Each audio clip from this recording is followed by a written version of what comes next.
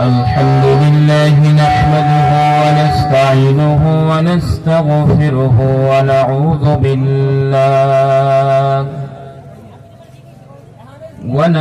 بالله من شرور أنفسنا ومن سيئات أعمالنا من يهد الله فلا مضل له ومن يضلل فلا هادي له ونشهد أن لا إله إلا الله وحده لا شريك له ونشهد أن سيدنا مولانا محمدا عبده ورسوله الذي أرسله بالحق بشيرا ونذيرا وداعيا إلى الله بإذنه وسراجا وقمرا منيرا فقد قال الله تعالى في كلامه المجيد والفرقان الحميد وقال سبحانه وتعالى في كلامه المجيد والفرقان الحميد أعوذ بالله من الشيطان الرجيم সকলে জবান ছেড়ে অন্তরের অন্তঃস্থল থেকে আমার সাথে সুর মিলিয়ে পড়ুন বিসমিল্লাহির রাহমানির রাহিম شرع لكم من الدين ما وصى به نوحا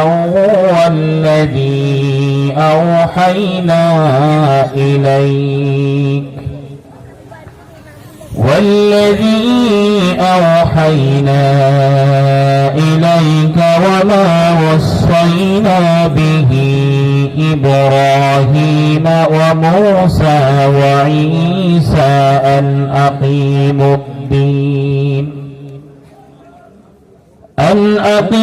الدين ولا تتفرقوا فيه كبر على المشركين ما تدعوهم إليه الله يجتبي إليه من يشاء ويهدي إليه من ينيب وقال النبي صلى الله عليه وسلم أن أعربيا أتى النبي صلى الله عليه وسلم يا رسول الله دلني على عمل إذا عملته دخلت الجنة قال تعبد الله وتقيم الصلاة مكتوبة وتؤدي الزكاة مفروضة وتصوم رمضان وقال سبحانه وتعالى في شان حبيبي إن الله وملائكته يصلون على النبي يا أيها الذين آمنوا صلوا عليه وسلموا تسليما اللهم صل على محمد وعلى آل محمد كما صليت على إبراهيم وعلى آل إبراهيم إنك حميد مجيد اللهم بارك على محمد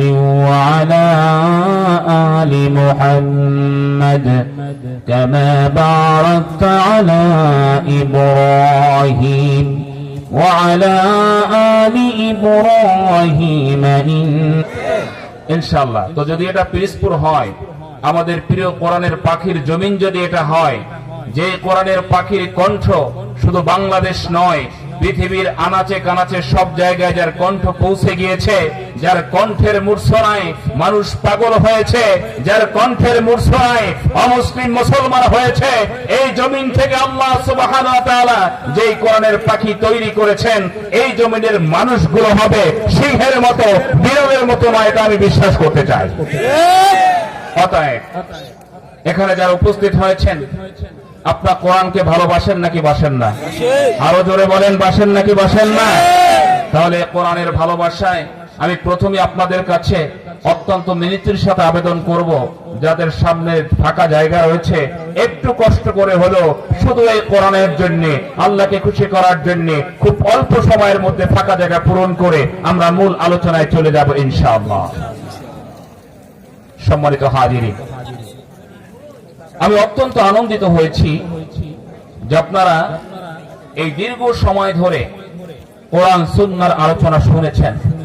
এতক্ষণ আপনাদের সামনে কোরআন সুন্নাহ থেকে মূল্যবান কথা বলেছেন। বর্তমান সময়ের সারা জাগানো মুফাসসিরে কোরআন জনাব হাফেজ হযরত মাওলানা মুফতি মিজানুর রহমান সাইফি সাহেব, আল্লাহ সুবহানাহু ওয়া তাআলা তার কণ্ঠে তারাক্কি দান করে তার আলোচনা যেন গোটা পৃথিবীতে ছড়িয়ে দেয়, সকলে বলি আমিন।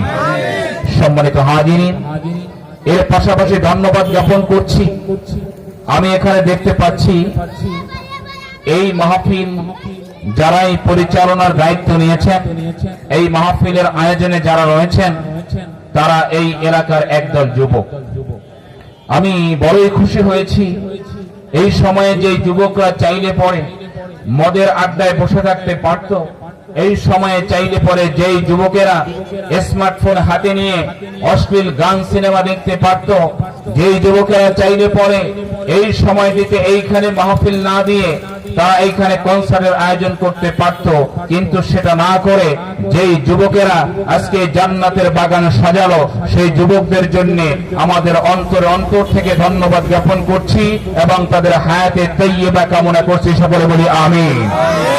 প্রিয় হাজিরিন, এই যে যুবকের আয়োজন করলো তাদের উপরে আমরা খুশি না বেজার?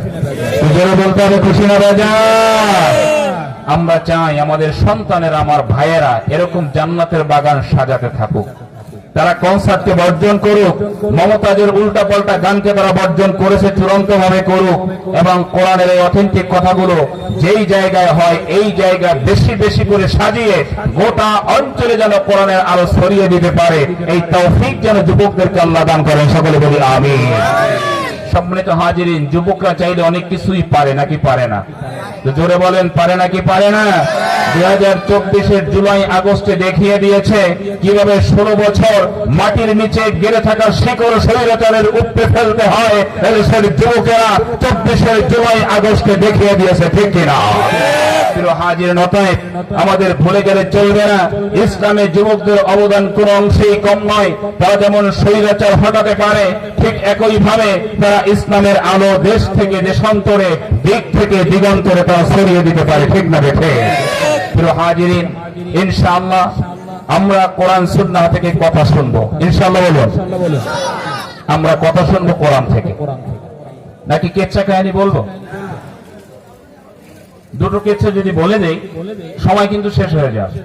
আমরা ছোট সময় দেখতাম কুলসুমের মেজবানি নিয়ে অনেক লম্বা কেচ্ছা হুজুররা বলতেন, আর মুরব্বীরা চোখ থেকে কাঁদতে কাঁদতে পানি ছেড়ে দিতে দিতে দাড়ি ভিজিয়ে ফেলতো। পরে জানলাম পুরো ঘটনাটাই মিথ্যা। তাহলে যে বললো আর যারা কাঁদলো সবই তো গেল ফাও।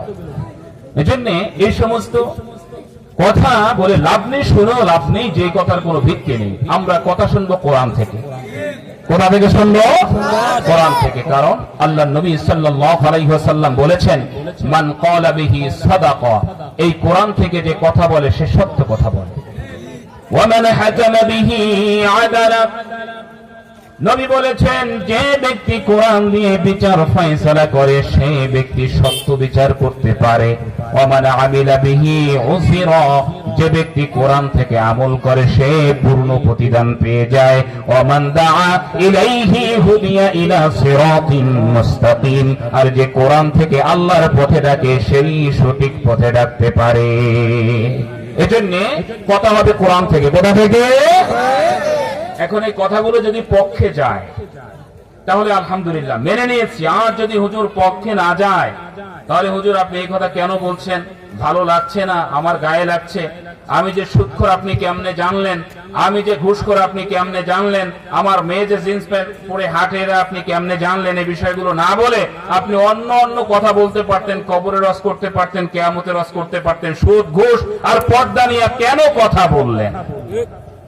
এটা যদি মুমিনের কথা হয় আল্লাহ বলছেন সে মুমিন হতেই পারে নাই মুমিন হতে তাহলে মুমিনের বৈশিষ্ট্য আল্লাহ বলছেন ক্বালু মুমিনরা বলে সামি'না আমরা কোরআন শুনলাম ওয়া আতা'না এবং মেনে নিলাম এটা হচ্ছে মুমিনের বৈশিষ্ট্য তাহলে আমরা মুমিন হতে চাই তো নাকি চাই না তাহলে আজকে কোরআন থেকে যে কথাগুলো হবে মেনে নিব নাকি নিব না কে কে মেনে নিবেন হাত তুলে দেখান তো হইছে কাজ হইছে আজকে আর আলোচনা হইছে আমি জিজ্ঞেস করলাম কে কে মেনে নিবেন হাত তোলেন তো প্রায় তো হাত তুললেন সবাই তার মানে বোঝা গেছে আপনাদের মন কোথায় এই ময়দানে মন নাই আচ্ছা আবারও বলছি ইনশাআল্লাহ এই কোরআন থেকে যে কথাগুলো আমরা শুনবো এই কথাগুলো আমরা মেনে নিতে রাজি আছি কে কে হাত তুলে আল্লাহকে দেখাই লিল্লাহি তাকবীর লিল্লাহি তাকবীর আল্লাহ পাক কবুল করুন সকলে বলি আমিন আমি বুঝতে পেরেছি সমস্যা নাই আমি লাল কার্ড দেই নাই আপনারাও লাল কার্ড কেউ খান নাই কারণ নবী করিম সাল্লাল্লাহু আলাইহি ওয়াসাল্লামের সময় একজন সাহাবী তার একটা লাল উট হারিয়ে ফেলেছে ওই সময় একটা লাল উট থাকা মানে সে অনেক বড় সম্পদশালী জমিদার মানুষ হিসাবে গণ্য করা হতো ওই সাহাবীর লাল উট হারিয়ে গেছে 3 দিন ধরে খুঁজছে কোথাও পায়নি এরপরে তিনি মরুভূমিতে ঘুমিয়ে গেছেন উট হারানোর শোকে ঘুম থেকে উঠে দেখলেন যে তার হারানো সেই লাল উটটা তার ডান পাশে দাঁড়িয়ে মালিকের দিকে তাকায় আছে সুবহানাল্লাহ বলবেন না এবার এই সাহাবী উঠে বলছে আনন্দে বলছে আল্লাহ আমি আল্লাহ তুমি হচ্ছে খোদা আমি আল্লাহ তুমি হচ্ছে বান্দা আমি কে আল্লাহ তুমি হচ্ছে বান্দা মানে আনন্দের ঠেলায় বলবে যে আমি বান্দা তুমি আল্লাহ আনন্দের ঠেলায় বলছে তুমি বান্দা আমি আল্লাহ কতক্ষণ পরে যখন হুঁশ ফিরছে হায় আমি বললাম কি আমি তো কাফের হয়ে গেছি আমি আল্লাহকে বান্দা বলছি আমাকে আল্লাহ বলছি দৌড়ে চলে গেছে নবীজির কাছে গিয়ে বলছি ইয়া রাসূলুল্লাহ কাম তো করে ফেলেছি লাল কার্ড তো খেয়েছি নিশ্চিত জান্নাত হারাম নবী বলছে কি করছো বলো আমার সেই হারিয়ে যাওয়া লাল উটটা 3 দিন পরে পাওয়ার পরে আনন্দের ঠেলায় আমি বলছি তুমি বান্দা আমি আল্লাহ এবার বলেন ইয়া রাসূলুল্লাহ আমার কি ঈমান আছে প্রিয় নবী সাল্লাল্লাহু আলাইহি ওয়াসাল্লাম একটু একটু মুস্কি হাসছেন সুবহানাল্লাহ বলেন এবার ওই সাহাবী কাছে এসে যখন এই অভিযোগ করল আল্লাহ নবী হাসছেন আল্লাহ নবী বললেন এটা আমি আগেই জানি জিবরাইল আমিন এসে এই পয়গাম এই ফয়সালা আমাকে আগেই দিয়ে গেছে তুমি যে বলছো তুমি বান্দা আমি আল্লাহ এটা তোমার মনের কথা ছিল না সুবহানাল্লাহ বলবেন না তোমার মনের কথা ছিল তুমি আল্লাহ আমি বান্দা কিন্তু মুখ থেকে উল্টাটা বলেছো আল্লাহ মুখেরটা নেয় না নেয় অন্তরেরটা তো আগে যারা হাত তুলছেন আমি বুঝতে পারছি আপনারা এজন্যই হাত তুলছেন যদি আমি মেনে নিব একটু ভুল হয়ে গেছে কিন্তু আল্লাহ মুখেরটা নেয় না নেয় কোনটা অন্তরেরটা আপনার অন্তরে কি আছে সব থেকে ভালো জানেন তিনি কে আল্লাহ জানেন সম্মানিত হাজিরিন এখনো যারা ময়দানে আসে নাই কিন্তু তাবারক দেওয়ার আগে আসবে এটা কি আল্লাহ জানে না কথা কয় না জানে আল্লাহ জানে দোয়ার ঠিক 5 মিনিট আগে যখন প্যাকেট দেওয়া হবে কিছু মানুষ কিন্তু আসবে আসবে কি না আসবে তারা তো ওয়াজ শোনার জন্যই আসবে নাকি তখন কি ওয়াজ থাকবে তখন তো থাকবে তাবারক তার মানে বোঝা গেল ওই মোনাজাতের 5 মিনিট আগে যারা আসবে নিশ্চিত তারা তাবারক খাওয়ার জন্যই আসবে আর এখন যারা এসে ময়দানে বসে গিয়েছেন, আপনাদের কাছে তাবারক নট ম্যাটার, কোনো বিষয় না, আপনারা এসেছেন কোরআনের কথা শোনার জন্য, ঠিক না? অতএব এখনো যারা বাইরে দাঁড়িয়ে আছেন, আমি অনুরোধ করব অবশ্যই ময়দানে চলে আসুন। আমরা আপনাদের ব্যাপারে পজিটিভ ধারণা রাখতে চাই। আমরা এই ধারণা রাখতে চাই না যে আপনারা শুধুমাত্র কেবলমাত্র তাবারকের জন্য আসবেন। আমরা চাই, এই ধারণা রাখতে চাই যে আপনারা অবশ্যই কোরআনের কথা শোনার জন্য আসবেন, ঠিক না? প্রিয় হাজিরিন, আসুন আমরা আল্লাহ সুবহানাহু ওয়া তাআলার কোরআন থেকে কিছু কথা শুনতে চাই। প্রিয় হাজিরিন, আমরা আল্লাহ সুবহানাহু ওয়া তাআলার দয়ায় আমরা স্বৈরাচার মুক্ত হয়েছি। কথা বলে না? এখনো কি ভয় লাগে? এখন যদি জবান বন্ধ করেন, আল্লাহ চিরতরে জবানে সিল মেরে দেবে, কিন্তু খবরদার, এখন বন্ধ করার কোনো সুযোগ নাই। যে আল্লাহ 16 বছর পরে কোরআনের কথা বলার স্পষ্টভাবে তৌফিক দিলেন, সেই রবের শুকরিয়া আদায় করে বিগত দিনের সকল অন্যায় জুলুমের কথাগুলো স্পষ্ট করে মানুষের সামনে বলা এবং সেগুলো মুখ ফুটে মানুষকে জানিয়ে দেওয়া, এটা প্রত্যেক মানুষের উপরে আল্লাহ ফরজ করে দিয়েছেন। অতএব যারা অত্যাচার করেছে, যারা অত্যাচার মেনে নিয়েছে, যারা তওবা করে ফিরে আসে নাই, সবাই সমান পাপী, ঠিক না? আগেই তো ভালো ছিলাম, কিছু মানুষ বলে না, আগেই ভালো ছিলাম। আগে আপনি কেমন ছিলেন এটা আপনি বুঝবেন না, এটা বুঝবে আলেমেরা, এটা বুঝবে দুনিয়া থেকে বিদায় হয়ে যাওয়া কোরআনের ফাঁকি আল্লামা দিলওয়ার হোসেন সাইদি রহমাতুল্লাহি আলাইহি, ঠিক না? এটা বুঝছেন দেশের তাওহীদি জনতা, যারা রাতের অন্ধকারে ঘরে ঘুমাতে পারে নাই, যারা পিরিজপুরে বসবাস করছে অথচ পাশের ইউনিয়নে গাড়ি পুড়েছে, পাশের থানায় গাড়ি পুড়েছে, বাড়িতে বসে থাকা নিরহ মানুষের নামে একের পর এক মামলা দিয়ে মানুষগুলিকে বছরের পর বছর বাসায় ঘুমাতে দেয়নি, তারাই জানে আগে ভালো ছিল নাকি এখন ভালো আছে। অতএব আপনারা যারা এখনো বলছেন আগে ভালো ছিলাম, আল্লাহর দরবারে জবাব কিন্তু দেওয়া লাগবে। কথা বলেন না কেন? জবাব দেওয়া লাগবে। যেই সময়টিতে বাক স্বাধীনতা ছিল না, আমরা কোরআনের কথা বলতে পারি নাই, আমাদের সামনে থেকে মাইক কেড়ে নেওয়া হয়েছে, ওই সময়টাতে কিছু মানুষ বলে আমরা ওই সময় ভালো ছিলাম, তারা আল্লাহর দরবারে বোবা শয়তান হয়ে উঠবে, কোনো সন্দেহ নাই। অতএব আমরা তওবা করে ফিরে আসব, সত্যকে সত্য বলবো, সাদাকে সাদা বলবো, কালাকে কালো বলবো, ভয় করব এক আল্লাহকে, দুনিয়ার কোন মানুষকে ভয় করে চলবো না, ইনশাআল্লাহ। রাগ করলেন আমার উপরে? যদি রাগ করেন তাহলে বলেন যে হুজুর না, আমরা ভীষণ রাগ করেছি, আপনার এই কথাগুলো আসলে মোটেই ভালো লাগে নাই। আমি কি মিথ্যা বলেছি? তো জোরে বলেন, আমি কি মিথ্যা বলেছি? আমরা জানি আলেমদেরকে কিভাবে নির্যাতন করা হয়েছে। এই স্বৈরাচারের পতনের যদি 100টি কারণ থাকে, আমি সবার আগে যে কারণটি বলবো সেটা হচ্ছে আলেমদের উপরে অত্যাচার। এই আলেমদের উপর অত্যাচার করার কারণে এমন পতন ঘটেছে, যেই পতন পৃথিবীতে কারো ঘটে নাই। পালিয়েছে তো পালিয়েছে, শুধু একা নয়, বাকি 350 জন পালিয়েছে। তার মানে বোঝা গেল তাদের অপরাধের ফিরিস্তি খুব খাটো ছিল না, অনেক লম্বা ছিল। আমরা দোয়া করছি যারা অপরাধ করেছে তাদের শাস্তি হোক, আর যারা অপরাধ করে নাই, না বুঝে তাদের সমর্থনে ছিল, আল্লাহ পাক তাদেরকে হেদায়েত দান করুন, সকলে বলি আমিন। আমরা সবাই ভাই ভাই, আজকে এক শামিয়ানার নিচে বসেছি, কে আওয়ামী লীগ, কে বিএনপি, কে জামাত ইসলামী, কে জাতীয় পার্টি, কে জাসদ, কে বাসদ, কিচ্ছু বুঝি না। আজকে আমাদের সকলের পরিচয় আমরা আল্লাহর বান্দা, ঠিক না? অন্য কোনো পরিচয় নাই। আমরা জান্নাতের বাগানে বসেছি, আল্লাহর কোরআনের কথা শুনবো, ইনশাআল্লাহ। আমাদের মাঝে কোনো ভেদাভেদ নাই, আমরা কোরআন থেকে সবক নিয়ে এই জায়গা থেকে বিদায় হব। আল্লাহ সুবহানাহু ওয়া তাআলা যেন এই তৌফিক আমাদেরকে দান করেন, সকলে বলি আমিন। প্রিয় হাজিরিন, আমি আপনাদের সামনে একটি আয়াতে কারিমা তেলাওয়াত করেছি। আমি চেষ্টা করব এই আয়াতের আলোকে আপনাদের সামনে কিছু কথা বলার জন্য। সাথে আছেন তো আমার, নাকি আমাকে রেখে চলে যাবেন? আছেন তো সবাই? আমি কিন্তু ঢাকা থেকে এসেছি, আপনারা তো মনে হয় কাছাকাছি সবার বাসা, খুব বেশি দূর থেকে আসেন নাই। আমি ঢাকা থেকে আসছি, আমাকে রেখে যদি চলে যান আমি কিন্তু ভীষণ কষ্ট পাবো। ইনশাআল্লাহ থাকবেন তো আমার সাথে? ইনশাআল্লাহ বলুন। আল্লাহ পাক কবুল করুন, সকলে বলি আমিন। প্রিয় হাজিরিন, সূরা শুরা, কোন সূরা? সূরা শুরা 42 নম্বর সূরার 13 নম্বর আয়াত আমি আপনাদের সামনে তেলাওয়াত করেছি।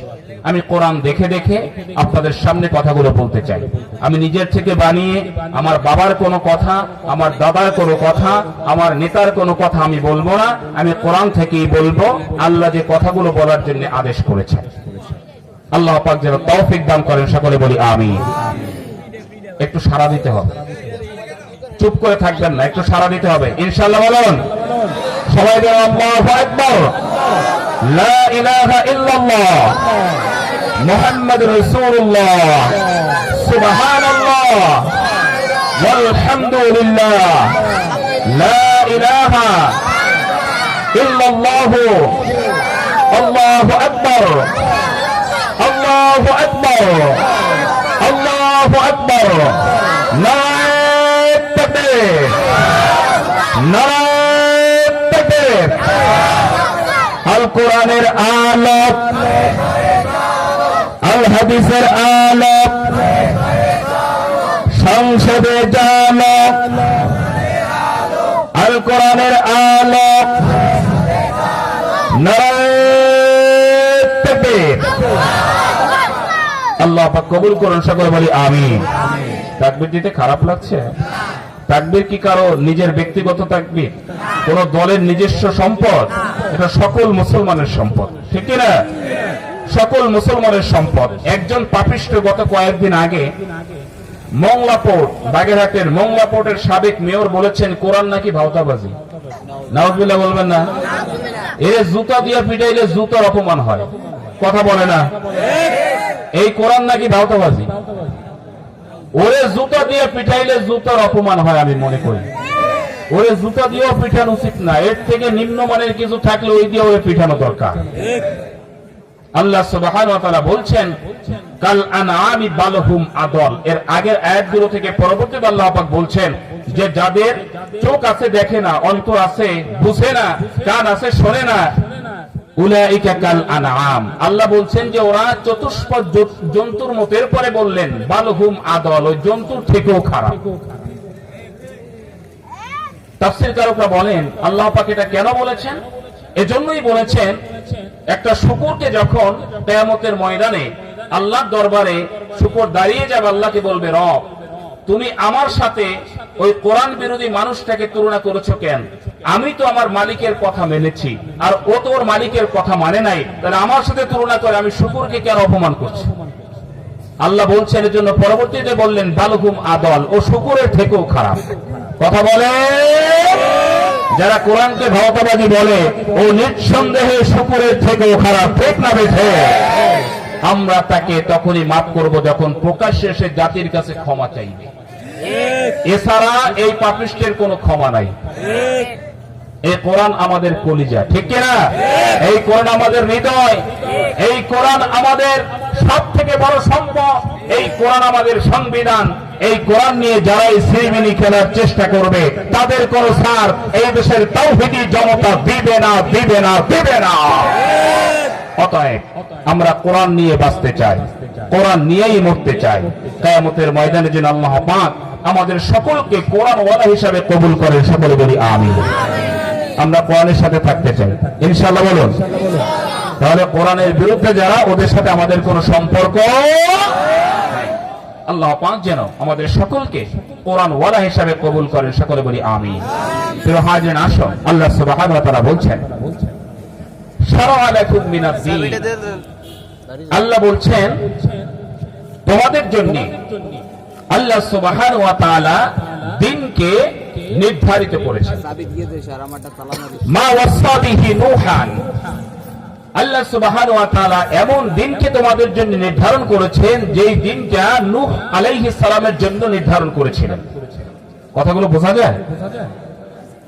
এরপর আল্লাহ বললেন ওয়াল্লাযী আওহাইনা ইলাইকা, ও নবী, ওই নূহের উপরে যে দিন নির্ধারণ করা হয়েছিল, যে নসিহা করা হয়েছিল, যে উপদেশ দেওয়া হয়েছিল, ওই ঠিক একই উপদেশ আমি আল্লাহ তোমাকেও দিলাম।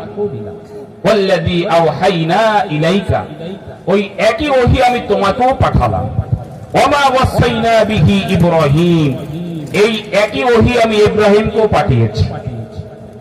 মুসা এবং আমি মুসাকেও পাঠিয়েছি, ঈসা এবং ঈসাকেও পাঠিয়েছি। তাহলে এ পর্যন্ত আমরা আল্লাহ পাক যে ওহির কথা বললেন, এই ওহি, এই ওয়াজ কয়জন নবীকে করেছেন? আমার তাফসীর কি বুঝেন না? বুঝেন না? আমার মনে হয় আপনাদের কাছে হরিণের কিসসা বললে ভালো লাগবে।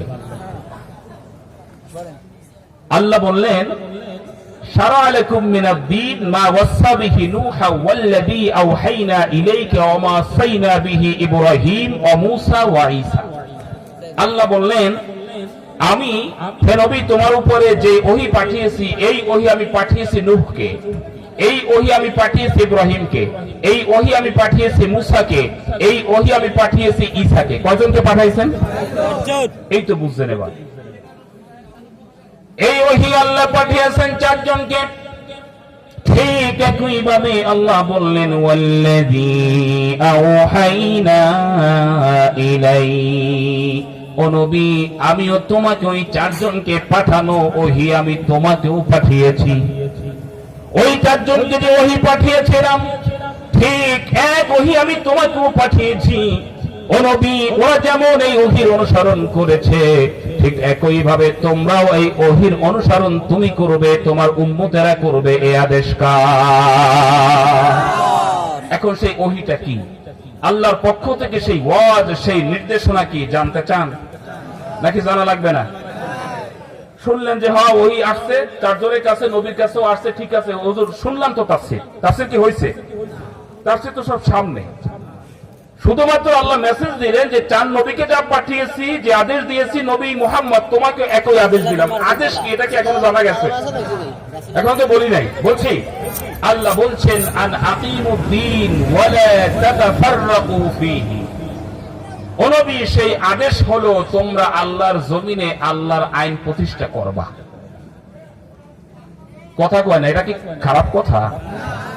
এ কথা কার? আরো জোরে বলেন কার? আল্লাহ বললেন, ও নবী আন আকিমুদ্দীন ওয়া লা তাতাফাররাকু ফীহি।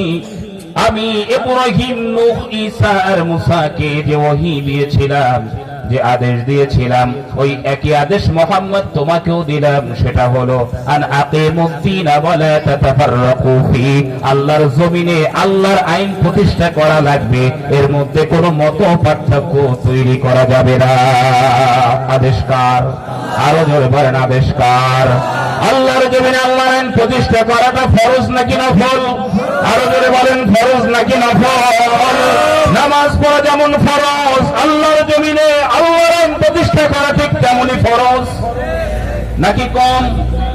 নামাজ পড়া ফরজ, রমজানের রোজা রাখা ফরজ, টাকা হলে হজ করা ফরজ, সম্পদশালী হলে যাকাত দেওয়া ফরজ। ঠিক একই ভাবে আল্লাহর জমিনে আল্লাহর আইন প্রতিষ্ঠা করা ওই ফরজের মতো এক ফরজ। জোরে বলেন ঠিক না ঠিক? আমরা জান্নাতে যেতে চাই নাকি চাই না?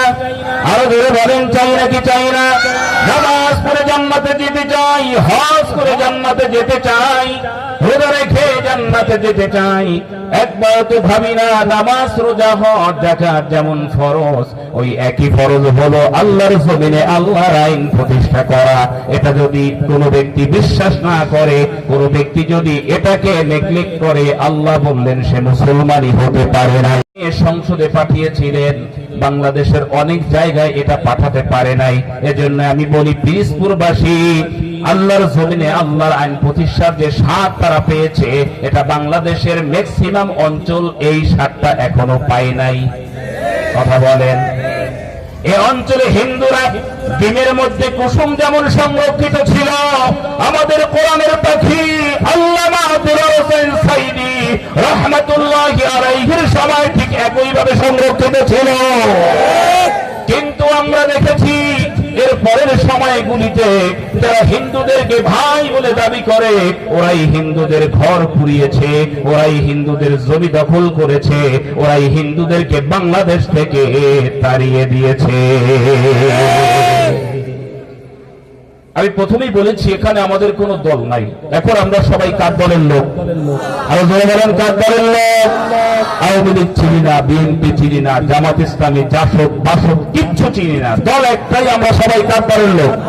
আল্লাহ বললেন উলাইকা হিজবুল্লাহ আলা ইন্না হিজবাল্লাহি হুমুল মুফলিহুন। যারা আল্লাহর দলের লোক হয়ে যায় তারা সফল কাম হয়ে যায়। বক্তব্য কি আমার? বক্তব্য কার? চিৎকার দিয়ে বলতে হবে বক্তব্য কার? আল্লাহ বললেন যারা শয়তানের দল ওরা ক্ষতিগ্রস্ত। তাহলে দল কয়টা? আরো যারা বলেন কয়টা? দল হলো দুইটা, একটা হলো আল্লাহর দল আর একটা হলো শয়তানের দল। যারা আল্লাহর দল পছন্দ করে না তারা চলে যাবে শয়তানের দলে। নিরপেক্ষ থাকার কোন সুযোগ আছে নাকি? নাই। হয় আল্লাহর দলে না হয় শয়তানের দলে। এখানে যারা আছেন তারা কার দলের লোক? একটু হাত তুলে বলেন কার দলের লোক? লিল্লাহি তাকবীর, লিল্লাহি তাকবীর। আল্লাহ পাক কবুল করুন, সকলে বলি আমিন। আমরা আল্লাহর দলের লোক ইনশাআল্লাহ। জান্নাতের মালিক কে? আরো যারা বলেন মালিক কে? তাহলে আল্লাহর দলের লোক যদি হয়ে যায় আল্লাহকে জান্নাত দিবে নাকি দিবে না? এই দুনিয়াতে যে ছোটখাটো রাজনীতি হয়, এই রাজনীতির কোন নেতার কর্মী যখন বিপদে পড়ে ওই নেতা দৌড়ে যায় কর্মীকে রক্ষা করার জন্য। আর আমরা যদি আল্লাহ দলের লোক হয়ে যাই তাহলে কিয়ামতের ময়দানে কোনো ভয় আছে? বুক টান টান করে জান্নাতে চলে যাব, ঠেকানোর কেউ নাই। এজন্য আল্লাহ দলের লোক হওয়া লাগবে নাকি লাগবে না? শুধু মুখে বললে তো কাজ হবে না, কাজেও দেখাই দিতে হবে আমি আল্লাহর দলের লোক, ঠিক না? রেডি আছি তো ইনশাআল্লাহ? আল্লাহ সুবহানাহু ওয়া তাআলা বলছেন আন আকিমুদ্দিন, আমার সেই ফরমান হলো, আমার সেই নসিহা, আমার ওয়াজ, আমার ওহী হলো আল্লাহর জমিনে আল্লাহর আইন প্রতিষ্ঠা করা লাগবে। দেখেন আমাদের সমাজে অনেক নাস্তিক, অনেক বামেরা বলে আল্লাহর জমিনে আল্লাহর আইন প্রতিষ্ঠা হলে নাকি অনেক ক্ষতি আছে, যেমন এদেশে হিন্দুরা আর থাকতে পারবে না। আসলে কি তাই? বলেন তাই? আল্লাহ সূরা বাকারার 256 নম্বর আয়াতে জানায়া দিলেন লা ইকরাহা ফিদ্দীন, দিন নিয়ে কোনো বাড়াবাড়ি নাই, বরং যে দেশে ইসলাম প্রতিষ্ঠিত আছে ওই দেশে অমুসলিমরা বেশি সুরক্ষিত থাকে। আর যে দেশে ইসলাম নাই সে দেশে টেন্ডারবাজি, সাদাবাজি, টেম্পো স্ট্যান্ড দখল আছে না নাই? কথা বলেন আছে না নাই? সেখানে জোর যার মূল্য তার মাইট ইজ রাইট এই সিস্টেমে চলে। আর যেখানে কোরআনের শাসন আছে সেখানে কৃষক থেকে শুরু করে দিনমজুর থেকে শুরু করে রাষ্ট্রপতি পর্যন্ত একই সিস্টেমে চলবে। কারো জন্য বিরানি হবে, কারো জন্য পান্তাভাত। এটা ইসলামী রাষ্ট্র মানতে চায় না, ঠিক না?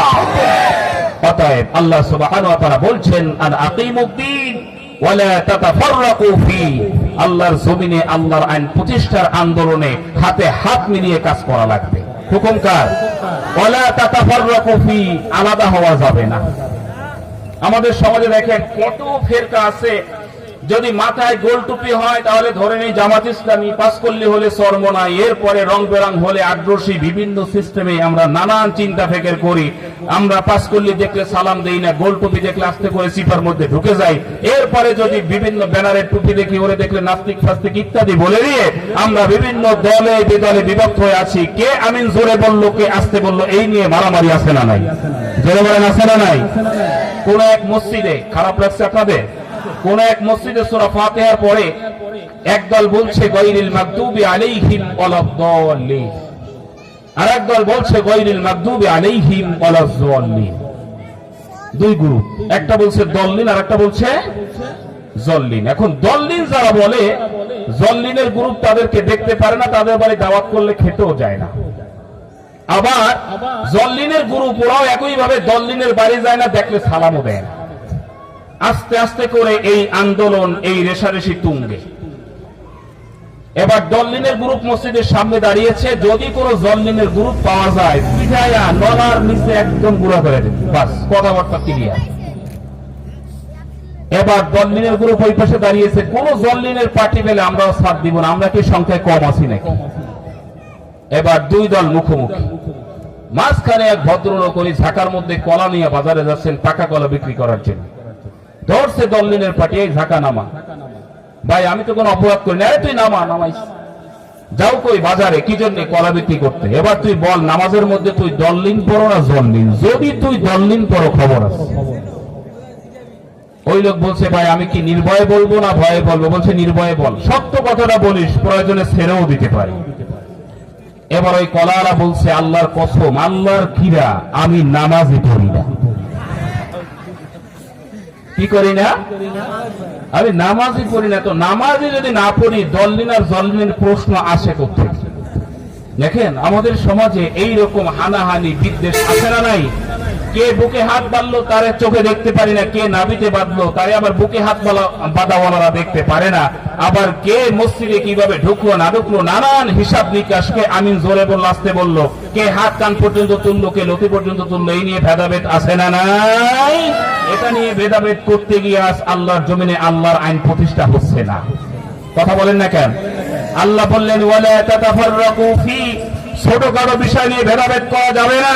যে আমিন জোরে বলে বলুক, যে আসতে বলে বলুক, যে হাত ও কান পর্যন্ত তোলে তুলুক, যে ঘাড় পর্যন্ত তোলে তুলুক, যে নাভিতে বাঁধে বাঁধুক, যে বুকে বাঁধে বাঁধুক, সবাই তো এক আল্লাহকেই ডাকে, ঠিক না বেঠে? সবাই এক আল্লাহকে ডাকে। আমার বন্ধুগণ, আল্লাহ জানিয়ে দিলেন, শোনাব ওয়ালা তাতাফাররাকু ফীহি, এই দিন প্রতিষ্ঠার ক্ষেত্রে বাড়াবাড়ি করা যেমন যাবে না, ঠিক একই ভাবে এই দিন প্রতিষ্ঠার ক্ষেত্রে কোনো পৃথক হওয়া যাবে না।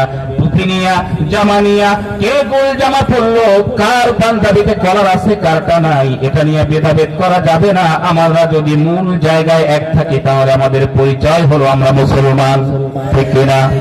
আমাদের পরিচয় হলো মুসলমান। যদি আমরা ইসলামের বেসিক জিনিসগুলো মেনে নেই, আল্লাহ এক, অদ্বিতীয়, রাসূল সাল্লাল্লাহু আলাইহি ওয়াসাল্লাম শেষ নবী, শ্রেষ্ঠ নবী, আমরা যদি কিতাবগুলো মেনে নেই, নবীদেরকে মেনে নেই, সব বিষয়গুলো যদি আমরা মেনে নেই, আমাদের মাঝে কোনো ভেদাভেদ নাই, কার জামাই করার আছে কার জামাই নেই, এ নিয়ে কোনো ঝামেলা কোনো মুসলমান করতে পারে না, ঠিক না বেঠি? আমাদের পরিচয় আমরা কি? মুসলমান। আমরা কি? মুসলমান। আল্লাহ বলছেন, ওয়ালা তাতাফাররাকু ফী, খবরদার আল্লাহর জমিনে আল্লাহর আইন প্রতিষ্ঠা করার ক্ষেত্রে কোন রকম মত পার্থক্য করা যাবে না। তাহলে আজকে আমরা এই জায়গা থেকে সবাই একমত, আমরা আল্লাহর জমিনে আল্লাহর আইন প্রতিষ্ঠা হোক, এটা চাই নাকি চাই না? জোরে বলেন, চাই নাকি চাই না? বলবেন হুজুর এ তো আবার রাজনীতি, এ তো আবার রাজনীতি। কিন্তু আপনাদের কাছে জানতে চাই, এই কোরআনে কি রাজনীতি আছে না নাই? কথা কয় না, আছে না নাই? নামাজের কথা বললে হুজুর আসলে এই কথাগুলো খুব চমৎকার, যখন রাজনীতির কথা হয় হুজুর ওইটা বাদ দিয়ে দেন। হ্যাঁ হ্যাঁ, তাহলে কোরআনে আমি রাজনীতির চ্যাপ্টার বাদ দিয়ে দিব? এখন কোন সুদখোর যদি সামনে বসে থাকে, তাহলে কোরআনে সুদের আয়াত আছে না নাই? আমি আয়াতগুলো বলবো না। কোন ঘুষখোর যদি সামনে বসে থাকে, কোরআনের মধ্যে ঘুষের আয়াত আছে না নাই? আমি এগুলো বলবো না। কোন মদখোর, কোন জুয়াখোর যদি সামনে বসে থাকে, ওরে দেখে দেখে কি আমি কোরআনে মদের আর জুয়ার বাদ দিয়ে অন্য আয়াত বলবো নাকি? ওর ঘাড়ে লাগুক আর মাথায় লাগুক, ও মরুক আর বাসুক, ও নিয়ে দেখার সময় নাই। যেটা আসবে সেটা বলতেই হবে, ঠিক না বেঠে? আমার বন্ধুগণ, আল্লাহ সুবহানাহু ওয়া তাআলা বলছেন, কোন মত পার্থক্য করা যাবে না, সবাইকে মেনে নিতে হবে। তাহলে আল্লাহর জমিনে আল্লাহর আইন প্রতিষ্ঠা করা এটা ফরজ। এটা সবাই কি একমত? জোরে বলেন, একমত নাকি কারো দ্বিমত আছে? সবাই একমত। এখন এটা কিভাবে করব? একটা সিস্টেম আছে না নাই? আছে। যদি কোরআনের সিস্টেমটা থাকে, তাহলে আমার কি বলতে অসুবিধা আছে? আমি কি বলতে পারি নাকি পারি না? যদি বলেন হুজুর না ওটা বলা লাগবে না, আপনি কবরের কথা কর, শুধু কবরের কথা কবেন, উপরে উঠবেনই না, তো ঠিক আছে। আর যদি বলেন না হুজুর কোরআনে যা আছে তা বলবেন, কোরআনের বাইরে বলবেন না, তাহলে আমি একমত। আর যদি বলেন শুধু কবরের কথা কন, তাহলে আমি এটা রাজি নেই। উপরেরটাও কোয়া লাগবে, নিচেরটাও কোয়া লাগবে, পরকালেরটাও কোয়া লাগবে, ইহকালেরটাও লাগবে, নাকি রাখবে না? আল্লাহ বলেন, রব্বানা آتنا في الدنيا حسنة وفي الآخرة حسنة وقنا عذاب النار الله أكبر الله বলেন দোয়া করো, রব্বানা হে আমার প্রতিপালক, আতিনা ফিদ দুনিয়া হাসানা, দুনিয়াতে আমি কল্যাণ চাই, ওয়া ফিল আখিরাতি হাসানা, পরকালেও কল্যাণ চাই, ওয়া কিনা আযাবান নার, আর জাহান্নামের আগুন থেকে আমি বাঁচতে চাই। এই দোয়ার মধ্যে দুনিয়ার কল্যাণ চাওয়ার কথা আছে না নাই? তাহলে শুধুমাত্র পরকাল নিয়ে থাকবেন না, দুনিয়াতে কল্যাণ পেরি পরকালটা যিনি সুন্দর করে দিবেন তিনি কে? এজন্য দুনিয়াতেও কল্যাণ পাওয়ার দরকার আছে না নাই? আল্লাহ শিখাই দিলেন শুধু পরকালের জন্যই দোয়া নয়, দুনিয়ার জন্য দোয়া আছে। দুনিয়ায় যখন সত্যিকার আছে আল্লাহর জমিন আল্লাহর আইন প্রতিষ্ঠিত হয়ে যাবে, এদেশের নামাজি মানুষগুলো ভালো থাকবে, তাদেরকে কেউ আর ওই জঙ্গি বলে মোল্লা বলে গালি দেওয়ার সাহস পাবে না। আমার বন্ধুগণ, আজ বাংলাদেশের টোটাল জনসংখ্যার মাত্র 0.5% হচ্ছে নাস্তিক। 0.5% নাস্তিক গোটা জনসংখ্যার। আজকে দেখেন নাস্তিকরা ঢাকার মুখে বুক ফুলিয়ে বড় বড় কথা বলে, আর এদেশে 90% মুসলমান থাকার পরেও মুসলমানরা তাদের বাক স্বাধীনতা কোরআনের কথা স্পষ্টভাবে বলতে পারে না। আমার কথার সাথে কি একমত? পারে না। আপনি সাহাবাকে কি আন্দোলন করবেন, পুলিশ আপনাকে পিছাবে যদি মাথায় টুপি আর লম্বা জামা থাকে? নাস্তিকেরা সাহাবাকে দাঁড়িয়ে 5 জনে যতই হুঙ্কার দিক ওদেরকে পুলিশ পিঠাবে তো নাই, বরং প্রোটেকশন দেয়। আর আপনি আমি দাঁড়ালে আমাদেরকে গরম পানি মরিচের গুঁড়া শেষ পর্যন্ত বুলেট মেরে তাড়িয়ে দেয়, ঠিক না? এটা বাংলাদেশে 16 বছরে তৈরি করা হয়েছে। আলেম ফোবিয়া তৈরি হয়েছে, ইসলাম ফোবিয়া তৈরি হয়েছে। যারা ইসলামকে ভালোবাসে, ইসলামের আইন কানুন মেনে চলতে চায়, এদেরকে ওরা সব থেকে বড় থ্রেট মনে করে বলে, এদেরকে কোথাও দাঁড়াতে দেয়নি, ঠিক কিনা? যার কারণে শাপলা চত্বরে নির্মম হত্যাকাণ্ড ঘটানো হয়েছে। এটাকে মিথ্যা বলছি আমি? শাপলা চত্বরে আলেম ওলামাদেরকে হত্যা করা হয় নাই? এদেশের আলেম ওলামারা, আপনি তো আপনার জায়গা থেকে, ভাই কোন দল করেন আমি জানি না, জানতেও চাই না, আপনার জায়গা থেকে নিখুঁত বিশ্লেষণ করেন আপনার মসজিদের ইমাম সাহেব তিনি কি ভালো মানুষ নাকি খারাপ মানুষ? কোনদিন টেন্ডারবাজি করেছে? কোন মুসল্লির পকেট মেরেছে? নাকি কোন মুসল্লির চিপার মধ্যে নিয়ে ছুরি ধরায় বলছে টাকা পয়সা যা আছে দিয়ে দাও? কোন ইমাম এই কাম করছে জীবনে? বরং দেখা হলে পরে বলছে আপনি 5 ওয়াক্ত নামাজ পড়েন, হালাল খান। এরপরে রাতের অন্ধকার ইমাম সাহেবের সাথে দেখা হয়েছে, হুজুর আমি বাড়িতে যাব, ভয় করছে, একা একা কেমনে যাব? ইমাম সাহেব বাড়ি পর্যন্ত আগায়া দিয়েছে, ঠিক কিনা? এই ইমাম সাহেবরা যারা জাতির জন্য কল্যাণ নিয়ে এসেছেন, যারা জাতির জন্য আশীর্বাদ হয়েছেন, যারা জাতির কল্যাণের কথা ভাবেন, আজকে তাদেরকে ফেক মনে করে তাদের ইজ্জত লুণ্ঠন করার জন্য বিভিন্ন সময় বিভিন্ন ভাবে তাদেরকে বিভিন্ন অপকর্মের টেক লাগায়া এদেশে আলেমদেরকে অপমান করার চেষ্টা করা হয়েছে, ঠিক কিনা? প্রিয় হাজির, আমরা চাই এদেশের আলেমদের সম্মান আল্লাহ আরো বাড়িয়ে দিক। সকলে বলি আমিন। প্রিয় হাজির, মসজিদ ইমাম সাহেবদের পিছনে মুসল্লিরা লেগে থাকে। আমি তো মাঝে মধ্যে অবাক হই, সব থেকে ভালো মধুর সম্পর্ক হচ্ছে ইমাম সাহেব আর মুসল্লিদের মাঝে, নাকি? যে ইমাম সাহেব মুসল্লিদেরকে এত ভালোবাসেন, যার ইমামতিতে হাজার হাজার মুসল্লিরা পিছে নামাজ পড়ে, কেরা তো পড়া লাগে না, শুধু হাত বেঁধে দাঁড়ায় থাকলেই হয়, পুরো দায় দায়িত্ব ইমাম সাহেবের, নাকি? আপনি দাঁড়ায় আছেন, গোটা হাজার হাজার মানুষের এই লম্বা বোঝার ভারী বোঝা যিনি ঘাড়ে নিয়ে আল্লাহু আকবার সামি আল্লাহু লিমান হামিদা বলে নামাজ পড়াচ্ছেন, কত বড় দায়িত্ব তিনি নিচ্ছেন। এই মুসল্লিরা আবার নামাজের পরে এই দায়িত্ব নেওয়ার শুভাকাঙ্ক্ষী মানুষটার সমালোচনায় মুখর হয়ে যায়। এ অঞ্চলে আছে কিনা আমি জানি না, আমি আজকে আপনাদেরকে বলবো, অন্তত আর যাই করেন ইমাম সাহেবদের সমালোচনা করবেন না। দেখেন আমাদের দেশের সমালোচনার ধরন কত প্রকার, কি কি। ইমাম সাহেব যদি বিয়া না করে, ধরেন বিয়া করে নাই, এবার নামাজের মধ্যে ভুল হতে পারে নাকি পারে না? নামাজের মধ্যে ভুল হয়েছে, এবার মুসল্লিরা বলছে হ্যাঁ ভুল তো হবেই, বিয়া করে নাই না, নানান দিকে মন যায়, ভুল তো হবে। ওই ইমাম সাহেব 6 মাস পরে বিয়া করছে, আবার নামাজে ভুল হয়েছে, এবার বলছে হ্যাঁ ভুল তো হবেই, নতুন বিয়া করছে, শুধু ভুল কথা মনে পড়ে। তা লোকটা যাবে কই? বিয়ে করার আগে ভুল হলে দোষ, বিয়ে করে নাই, বিয়ার পরে ভুল হলে দোষ, বিয়ে করছে তাই নতুন ভুল কথা মনে পড়ে, লোকটা যাবে কোথায়? তাহলে এই যে অহেতুক সমালোচনা, এটাকে আমরা করব? জোরে বলেন করব না। তাহলে নামাজে ভুল হতে পারে নাকি পারে না? জোরে বলেন পারে নাকি পারে না? বিশ্ব নবীর নামাজে ভুল হয়েছে নাকি হয় নাই? আল্লাহর নবী জনাবে মুহাম্মদ রাসূলুল্লাহ সাল্লাল্লাহু আলাইহি ওয়াসাল্লাম আসরের নামাজে দাঁড়িয়েছেন, আসরের নামাজ পড়িয়েছেন 2 রাকাত। কয় রাকাত? আসরের নামাজ মূলত কয় রাকাত? আরো জোরে বলেন কয় রাকাত? যারা কথা বলেন না ধরে নিব আসরের নামাজই পড়েন না। আসরের নামাজ কয় রাকাত? নবী পড়িয়েছেন কয় রাকাত? রাকাত নবী পড়িয়েছেন।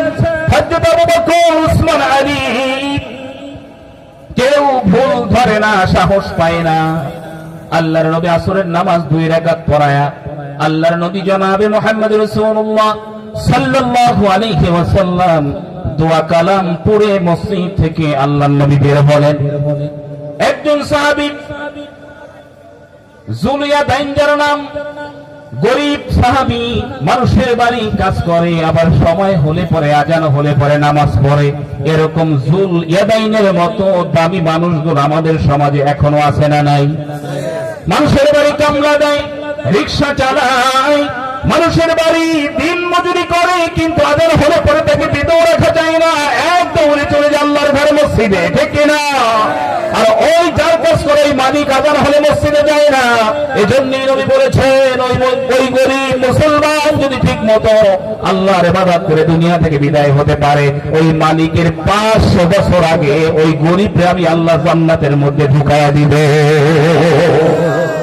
যুলিয়াদাইন সাহাবী মানুষের বাড়ি কাজ করে, আল্লাহর নবীর সামনে গিয়ে দাঁড়ায় বলল, ইয়া রাসূলুল্লাহ, আপনার কাছে আমার দুটো জিজ্ঞাসা। 1 নাম্বার হলো, আজকে আসরের নামাজের ব্যাপারে কোন আয়াত নাজিল হয়েছে নাকি? আপনাকে আমার কথা শুনতে পাচ্ছেন? কষ্ট হয়? নবীজিকে বলছেন, ইয়া রাসূলুল্লাহ, আজকে আসরের নামাজের ব্যাপারে কোন আয়াত নাজিল হয়েছে? নবী বলছেন, না তো। তাহলে নবী আপনি কি আসরের নামাজ ছোট করেছেন, কসর করেছেন? বলছে না। এবার যুলিয়াদাইন গরিব সাহাবী মানুষের বাড়ি কাজ করে, বলছে, ইয়া রাসূলুল্লাহ, আজকে আপনি আসরের নামাজ 2 রাকাত পড়াইছেন। সুবহানাল্লাহ বলুন।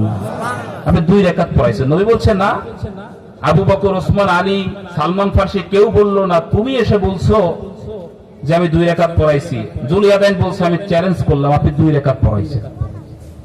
তার মানে আল্লাহ সুবহানাহু ওয়া তাআলা যার অন্তরে ঈমান দেয়, সে শুধু কাকে ভয় করে? আল্লাহকে। ইবাদতটা কার জন্য? আল্লাহর জন্য। নবী ভুল করলে সেটাও ধরার অনুমতি আল্লাহ দিয়েছে, নাকি দেয় নাই? সেটাও দিয়েছে।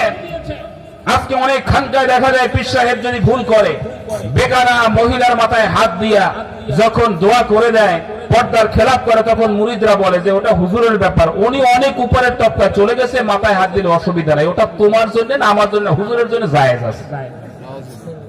এরকম ভণ্ড যদি কোথাও থাকে, এই ভণ্ডর দরবারে লাথি মেরে চলে আসতে হবে, ইনশাআল্লাহ বলুন। আমার বন্ধুগণ, নবীর ভুল ধরে ফেললেন যুলিয়াদাইন। আল্লাহর নবী যুলিয়াদাইনের চ্যালেঞ্জের মুখে আল্লাহর নবী দাঁড়িয়ে গেলেন। তিনি বললেন, তাহলে চলো মসজিদের দিকে আবার ফিরে যাই। মসজিদের সামনে এসে আবু বকরকে ডাকলেন, আবু বকর, আমি কি আসরের সালাত 2 রাকাত পড়িয়েছি নাকি 4 রাকাত পড়িয়েছি? আমার তো মনে পড়ে আমি 4 রাকাত পড়িয়েছি, কিন্তু যুলিয়াদাইন বারবার বলছে আমি নাকি 2 রাকাত পড়াইছি। আবু বকর বলল, ইয়া রাসূলুল্লাহ, আমি ভয় পেয়ে গিয়েছিলাম, তবে যুলিয়াদাইনের কথা সঠিক, আপনি 2 রাকাত পড়াইছেন। নবীকে এতক্ষণ বলল না কেন? 2 রাকাত পড়াইছি, তুমি কেন কও নাকি? ভয় পাইছি। আমি কেমনে কম? আপনার সামনে আপনার ভুল করার সাহস আমার আছে নাকি? নবীজি বলছে, তোমার একজনের সাক্ষী নিলে হবে না। ওমর, লাব্বাইক ইয়া রাসূলুল্লাহ, আসরের নামাজ কয় রাকাত হইছে? কয় 2 রাকাত। আগে বলল না কেন? ভয় পাইছি, সাহস পাই নাই। ওসমান, আলী একই কথা, নবীজি পড়াইছেন 2 রাকাত, কিন্তু 4 রাকাত পড়ানো লাগবে এইটা বলার সাহস আমরা পাইনি। আপনার ভুল হয়েছে এইটা বলার সাহস পাই নাই। নবীজি বললেন, শোনো, আমি নবী, আমি একজন মানুষ, আমারও ভুল হতে পারে। যুলিয়াদাইনের মাথায় হাত বুলিয়ে বললেন, তোমার জন্য আল্লাহর দরবারে দোয়া করলাম, আল্লাহ যেন কিয়ামতের ময়দানে তোমার বুকটাকে সবার থেকে উঁচু করে দেয়। সুবহানাল্লাহ। এই সাহস তোমার দিলের মধ্যে। আমি নবী অবাক হলাম, আবু বকর, ওসমান, আলী, ওমর বলতে সাহস পায় নাই। যুলিয়াদাইন তুমি একজন গরিব মানুষ আমার সামনে এসে দাঁড়িয়ে বলছে, ইয়া রাসূলুল্লাহ, আমি চ্যালেঞ্জ করলাম, ওপেন চ্যালেঞ্জ, আসরের সালাত আপনি 2 রাকাত পড়াইছেন, 4 রাকাত পড়ান নাই। আল্লাহ নবী বললেন, সাহাবীরা শোনো, ভুল হতে পারে, আমি নবী, আমারও ভুল হতে পারে। কেন হয় জানো নাকি? প্রত্যেক মানুষের সাথে আল্লাহ সুবহানাহু ওয়া তাআলা জন্মের সাথে সাথে একটা শয়তান লাগায়া দিছে। কি লাগায়া দিছে? যেই শয়তানের নাম হলো কারিন। কি নাম? আরো জোরে বলেন কি নাম? কারিন। প্রত্যেকটা মানুষের সাথে কারিন নামক শয়তান আছে। আল্লাহর নবী সাহাবীদেরকে বললেন, কারিন শয়তানের কাজ কি জানো নাকি? কারিন শয়তান নামাজের মধ্যে মানুষকে ভুলায় দেয় যে কয় রাকাত পড়েছে। কারিন শয়তানের কাজ হলো কোরআনের মাহফিল থেকে মানুষকে উঠিয়ে নিয়ে যাওয়া। আমি আর কিছু বলবো না, যদি কেউ জানকে আমরা ধরে নেব যে কারিনের ওয়াসওয়াসা এখান থেকে ভাগছে। আল্লাহর নবী জানিয়ে দিলেন, শোনো, কারিন কোনো ভালো কাজ করতে দেয় না, ভালো কাজের বিরোধিতা করে। ও সাহাবীরা শুনে নাও, দুজন মানুষকে আল্লাহ সৃষ্টি করেছেন, কিন্তু কারিন শয়তান ওই দুইজনের সাথে দেয় নাই। কয়জনের সাথে? তাম পৃথিবীর সবার সাথে দিয়েছেন, দুজনকে বাদ দিয়ে। একজন হলো ঈসা রূহুল্লাহ, আর একজন হলো তার মা মরিয়ম আলাইহিস সালাম। সুবহানাল্লাহ বলেন। এই দুইজন ছাড়া বাকি সকল মানুষের সাথে আল্লাহ কারিন শয়তান দিয়েছেন। সাহাবীরা জিজ্ঞেস করলো, ইয়া রাসূলুল্লাহ, যদি সবার সাথে দেয়, ওই দুইজন বাদ দিয়ে ওই দুইজনের মধ্যে তো আপনি নাই, তার মানে আপনার সাথেও কি কারিন শয়তান আছে? নবীরে জিজ্ঞাসা সাহস করে, ইয়া রাসূলুল্লাহ, আপনার সাথেও তো তাহলে আছে? নবী বলছে, আমার সাথে ছিল, এখন নাই। সুবহানাল্লাহ বলেন। জোরে বলেন সুবহানাল্লাহ। আগে ছিল, এখন নাই। নবীজির কাছে নবী যখন এই কথা বললেন, সাহাবীরা বলেন, কেন এখন হয়েছে কি? শয়তান কিছুটা মরছে। নবী বলছেন, না, শয়তান তো মরবে না। তাহলে হয়েছে কি? নবী বলছে, শোনো, ওই শয়তান এসেছিল আমার কাছে আমাকে কুমন্ত্রণা দেওয়ার জন্য। আমি তখন মাথায় হাত বুলায় বললাম যে, তুই কি দুনিয়ার মানুষের চেনো নাই, আমার এই কুমন্ত্রণা দিতে? তখন শয়তান বলল যে, আমার কাজ আমি করে যাব, তুমি নবী নাকি ওইটা দেখার টাইম আমার নাই। আল্লাহ নবী বলেন, আমি তখন তার মাথায় হাত বুলায় বললাম, দেখ, তুই তো ভালো, তোর গুরু যে আছে সেও যদি রাত দিন পড়ে থাকে, আমি নবীকে এক চুলো বিচ্যুত করতে পারবে না, কারণ আমি নবীর পুরো রিমোট আমার আল্লাহর দুই হাতের মাঝে। সুবহানাল্লাহ। আমার আল্লাহ যেমনি চালায় তেমনি চলি, তুই কি করবি? বরং এই অকাম কুকাম না করে তুই মুসলমান হয়ে যা। নবী বলেন, আমি যখন এই দাওয়াত দিলাম, পরের দিন আসলো ঠিকই, এসে বলল, ইয়া রাসূলুল্লাহ, আমাকে কালিমা পড়ায় মুসলমান বানায় দেন। সুবহানাল্লাহ। সহিহ হাদিসের মধ্যে আছে, এই কারিন নামক শয়তান যে নবীজির সাথে ছিল, সে মুসলমান হয়ে গেছে। নবী বলেন, এরপর থেকে এই কারিন শয়তান আমার আর ওয়াসওয়াসা দেয় না, বরং সকল ভালো কাজে আমাকে সহযোগিতা করে। তার মানে আজকে নাকি জবাব দিবা তো কই? নবী বলল, আমার জবাব আসে না, আমি পারছি না। এবার মুশরিকরা বলল, তাহলে আমরাও মেনে নিব, তুমিও নবী না। নাউজুবিল্লাহ বলেন। নবী বললেন, আগামীকাল আসো, বলে দিব। পরের দিন আসলো, এবারও নবী বলতে পারে নাই, কারণ উপর থেকে, হেড কোয়ার্টার থেকে উত্তর সাপ্লাই হয় নাই। সুবহানাল্লাহ বলেন। দুই দিন আসলো, পরে নবী জবাব দিতে পারে নাই। এবার তৃতীয় দিন আল্লাহ নবী বললেন, আগামীকাল আসো, জবাব দিয়ে দিব। আগামীকাল আসলো, জবাব দিতে পারল না। এবার সবাই বলল, মুহাম্মদ, তুমি একটা মিথ্যাবাদী। নাউজুবিল্লাহ বলেন। তুমি একটা পাগল, তুমি একটা উম্মাদ। নবীজিকে যত কিছু বলার বলে দিল। আল্লাহর নবী সিজদায় পড়ে গিয়ে বলল, আর কত অপমান করলে তুমি খুশি হবে? আমি মুহাম্মদ তো নিতে পারছি না, আমি কেন উত্তর দিতে পারছি না, একটু জানায় দাও। জিবরাইল আমিন এসে বলল, আলা তাকুলান্না লিশাইইন ইন্নী ফাইলুন যালিকা গাদা ইল্লা আইয়াশা আল্লাহ। নবীকে বললেন, ও নবী, আগামীকাল বলবো এমন কোন কথা যখন তুমি বলবে, সাথে যোগ করে দাও ইনশাআল্লাহ। যার অর্থ হলো, আল্লাহ যদি চায়। কে যদি চায়? আল্লাহ যদি চায় তাহলে আপনি পারবেন, আল্লাহ না চাইলে পারবেন নাকি? আপনি জোরে বলেন, পারবেন নাকি? আগামীকাল বরিশাল যাবেন, এটা বলার পরে কি বলবেন? আগামীকাল ফজরের নামাজ পড়বো, মাহফিল শেষ করে বাড়িতে যাব, আগামীকাল আমার কাজ আছে, কাজ সম্পন্ন করব। তার মানে আল্লাহ যদি তৌফিক দেয়, এই ভবিষ্যতের কাজগুলো করতে পারবো। আল্লাহ তৌফিক না দিলে পারবো না। আল্লাহ নবী তিনবার বললেন, আগামীকাল আসা, বলে দিব ইনশাআল্লাহ বলেন নাই। এজন্য আল্লাহর নবীকে মুশরিকদের দ্বারা কষ্ট দিয়ে আল্লাহ বুঝায় দিলেন, ইনশাআল্লাহ যদি আগামীর অর্ডার ব্যাপারে, কাজের ব্যাপারে না বলো, ওই কাজ বরকত শূন্য হয়ে যায়, আর ওই কাজ তুমি করতে পারবে না যদি আমি আল্লাহ না চাই। ঠিক না বেঠি?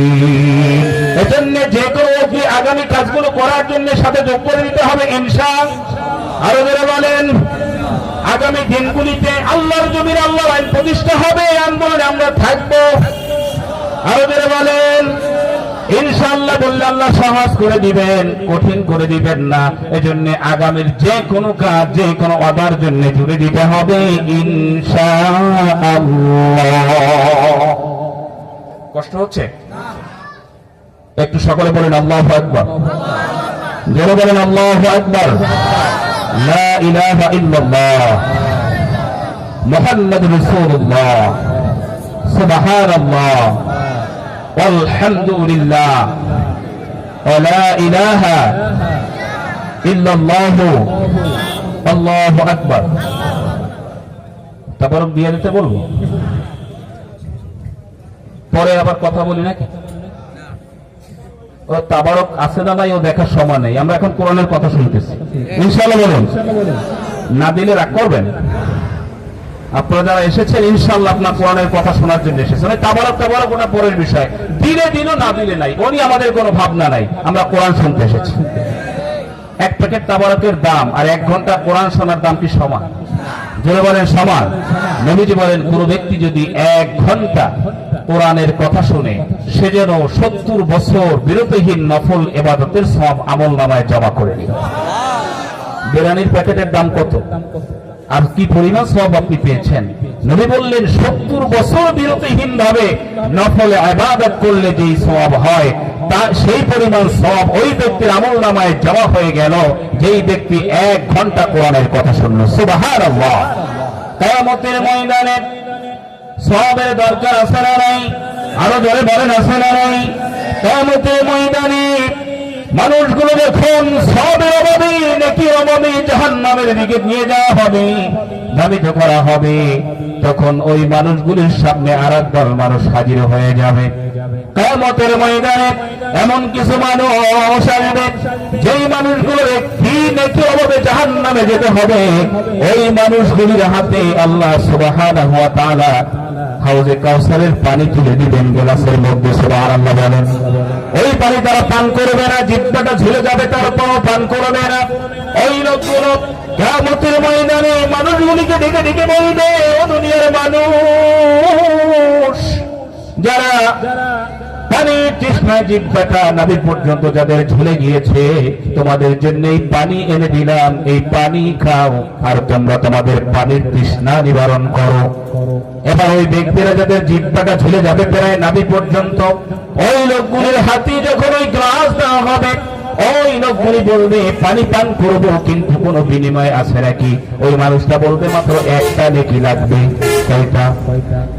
যারা বলেন কয়টা? মাত্র একটা নেকি লাগবে।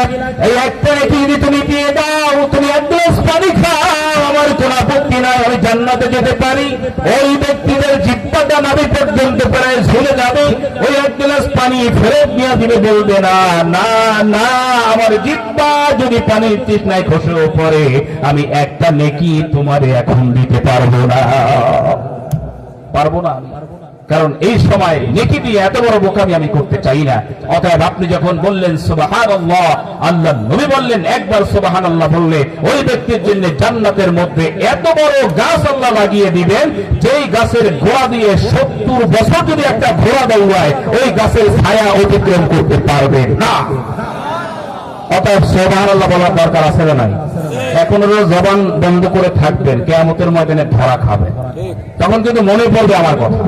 অতএব কেউ জবান বন্ধ করে থাকবেন না। ইনশাআল্লাহ আমরা সবাই জবান খুলে বলি আল্লাহু আকবার, আল্লাহু আকবার, আল্লাহু আকবার।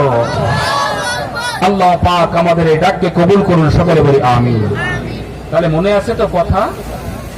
সূরা সূরা কত নম্বর আয়াত যেন? 13 নম্বর। মাশাআল্লাহ, 13 নম্বর আয়াতে আল্লাহ বলছেন যে তোমরা সবাই কি করো? আল্লাহর জমিন আল্লাহর আইন প্রতিষ্ঠা করো, এর মধ্যে মত পার্থক্য তৈরি করো না। এরপর আল্লাহ বলছেন কাবুরা আলাল মুশরিকিন মা তাদউহুম ইলাই। কথাটা অত্যন্ত কঠিন, বললে যদি আপনাদের কারো কষ্ট লাগে তাহলে থাকবে এটা। আল্লাহ বলছেন কাবুরা আলাল মুশরিকিন, কিন্তু কথা হলো মুশরিকদের কাছে তোমাদের এই দাওয়াত ভালো লাগবে না, এই দাওয়াত দিলে ওদের গায়ে আগুন জ্বলবে। কার কথা? আল্লাহ বললেন আল্লাহর জমিনে আল্লাহ আইন প্রতিষ্ঠা করা লাগবে। এই দাওয়াতে যখন তুমি দিবা তখন মুশরিকের গায়ে আগুন জ্বলবে। এখন এই কথাটা ভালো করে বুঝেন, আল্লাহ বললেন মুশরিকের গায়ে আগুন জ্বলবে, মুসলমানের গায়ে আগুন জ্বলার কথা না। তাহলে যেই সকল নামাজি মুসলমান আল্লাহর জমিনে আল্লাহ আইন প্রতিষ্ঠায় বাধা দেয়, বোঝা গেল আয়াতের আলোকে ওরা আসলে টুপি পরে মুসলমান সাজে, আল্লাহর বক্তব্য অনুযায়ী ওরা মুসলমান হতে পারে না। কথা বুঝলেন আমার?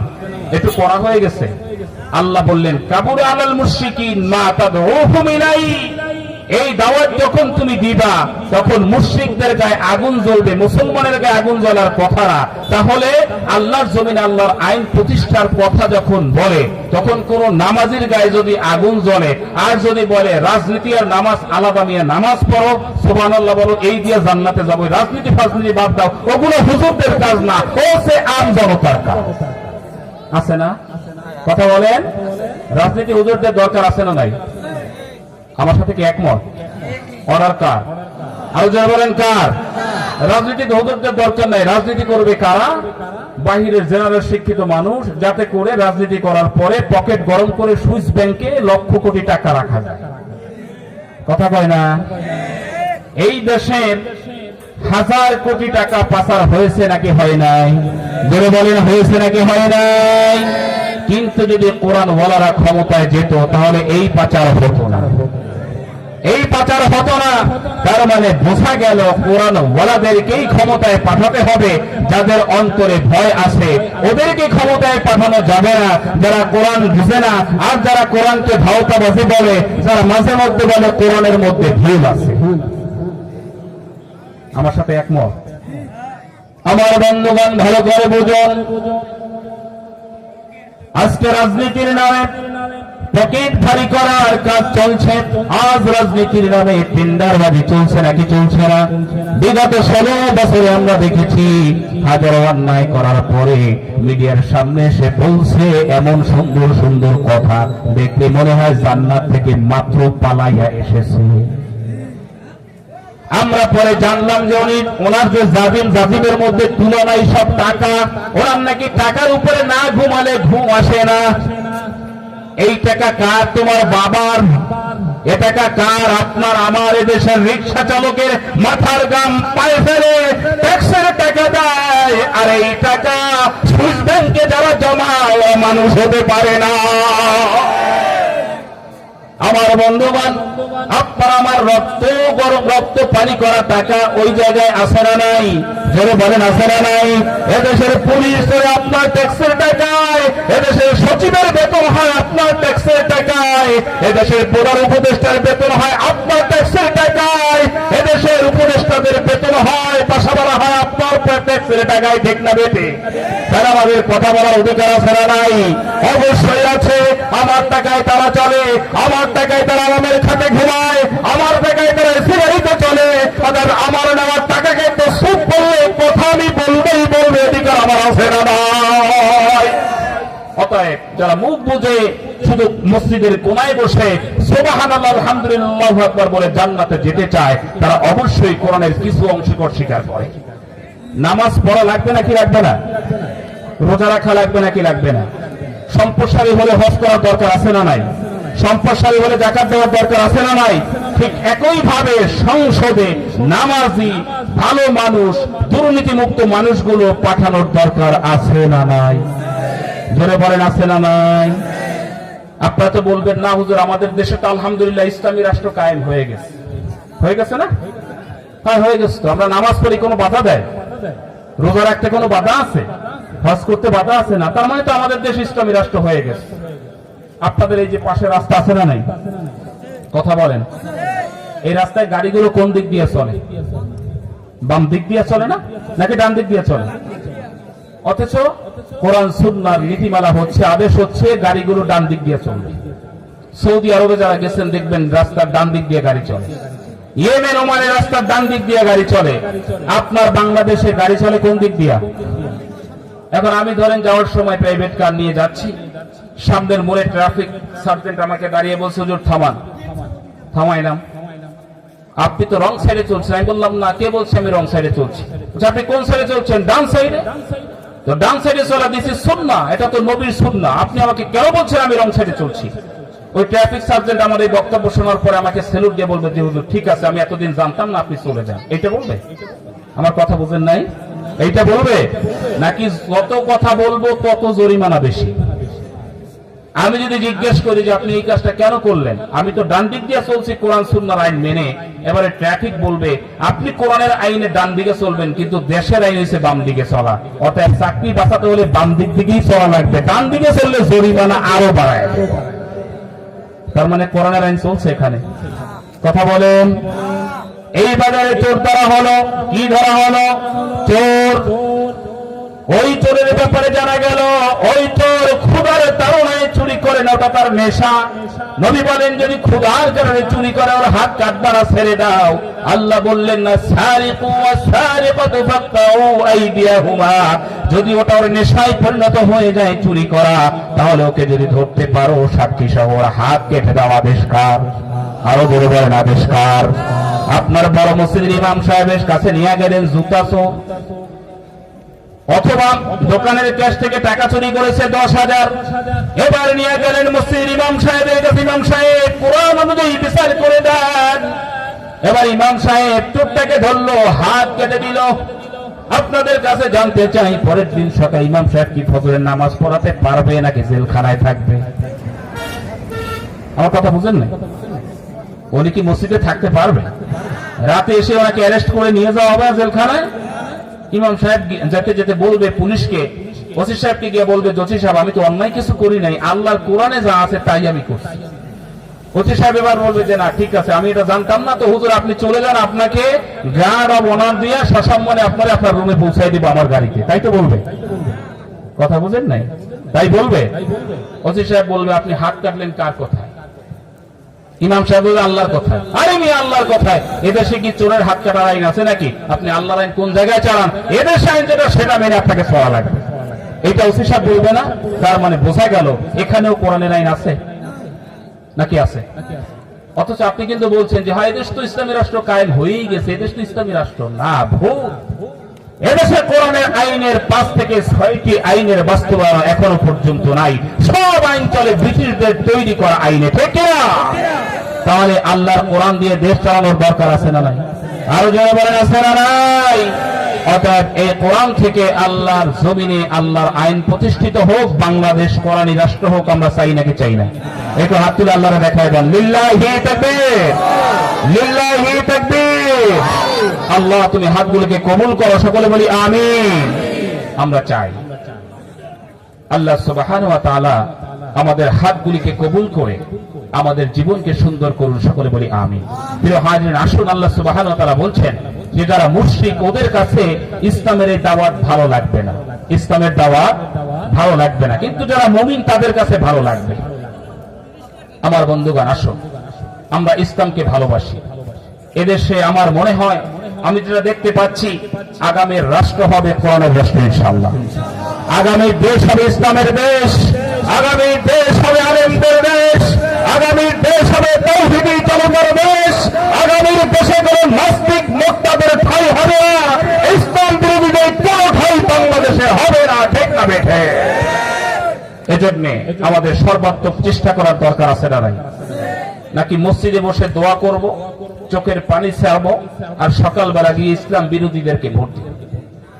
তাহলে তো ইসলাম কায়েম হয়ে যাবে না? খবরদার, উল্টা পাল্টা বোঝার সুযোগ নাই। দোয়া যেমন করবেন কাজটাও তেমনই করা লাগবে। আল্লাহ পাক এই পিরিজপুরবাসীকে কবুল করুন, সকলে বলি আমিন। আপনাদের জন্য অন্তরস্থল থেকে দোয়া করছি। প্রিয় আল্লামার জমিনের মানুষ, আপনারা অনেক দামি মানুষ, আপনারা অনেক বিচক্ষণ জ্ঞানী মানুষ। আমরা সারা বাংলাদেশের ওলামায়ে কেরাম এ কথাটাই বলি, পিরিজপুরের মানুষ যদি তাওহীদি জনতা না হতো, তারা যদি কোরআনওয়ালা না হতো, তাহলে ওই এলাকার মানুষগুলো প্রিয় কোরআনের পাখিকে সংসদে পাঠাতো না। তারা ভালোবাসেন, তারা কোরআনকে বুঝেন, তারা ইসলামকে বুঝেন বলেই তাদের প্রিয় হুজুর আল্লামা দেওয়ান হোসেন সাইদি রহমাতুল্লাহি আলাইহিকে তারা সংসদীয় আসনে সাংসদ বানিয়ে তারা সংসদে পাঠিয়েছেন, ঠিক কিনা? অতএব আপনাদের জন্য সব সময় মানুষের মন থেকে দোয়া আছে পিরোজপুরবাসীর জন্য। আমরা আশা করব আগামী দিনগুলোতে আপনারা ইনশাআল্লাহ এই কোরআন মেনে আল্লাহর জমিন আল্লাহর আইন প্রতিষ্ঠা আন্দোলনের সাথে সবাই থাকবেন ইনশাআল্লাহ। প্রিয় হাজিরিন, আল্লাহ সুবহানাহু ওয়া তাআলা আমাদের সকলকে ইসলামের জন্য কবুল করুন, সকলে বলি আমিন। প্রিয় নবী সাল্লাল্লাহু আলাইহি ওয়াসাল্লামের একজন সাহাবী আব্দুল্লাহ ইবনে মাসউদ, কি নাম? কষ্ট হচ্ছে আপনাদের? আপনাদের অ্যাটিটিউড আমাকে বলছে যে হুজুর এখন এখন এখন তবারকের প্যাকেট দিয়ে দেন। সবাই আছেন তো আমার সাথে? সবাই আছেন তো আমার সাথে? প্রিয় হাজিরিন, নবী করিম সাল্লাল্লাহু আলাইহি ওয়াসাল্লামের একজন সাহাবী আব্দুল্লাহ ইবনে মাসউদ রাদিয়াল্লাহু তাআলা আনহু, ছোট্ট মানুষ, মাত্র 8 বছর বয়স। কয় বছর? 8 বছর। আল্লাহর নবীর কোলে এসে খেলা করতেন।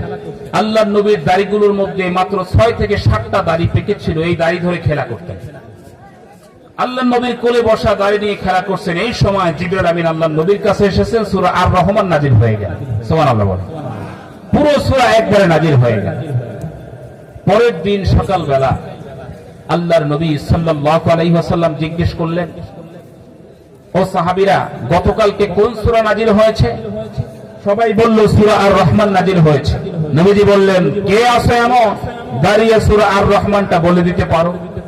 আবু বকর, ওসমান, আলী কেউ কথা বলে না। ওই কোলে থাকা ছোট্ট আব্দুল্লাহ ইবনে মাসউদ বলে, আমি পারি। সুবহানাল্লাহ বলবেন। ইয়া রাসূলুল্লাহ, আমি পারি। নবী বললেন, কেমনে পারো? যখন কোরআন নাজিল হলো তখন তো তুমি খেলা করলে। আব্দুল্লাহ ইবনে মাসউদ বলছে, ইয়া রাসূলুল্লাহ, আমি মিথ্যা কথা বলি না।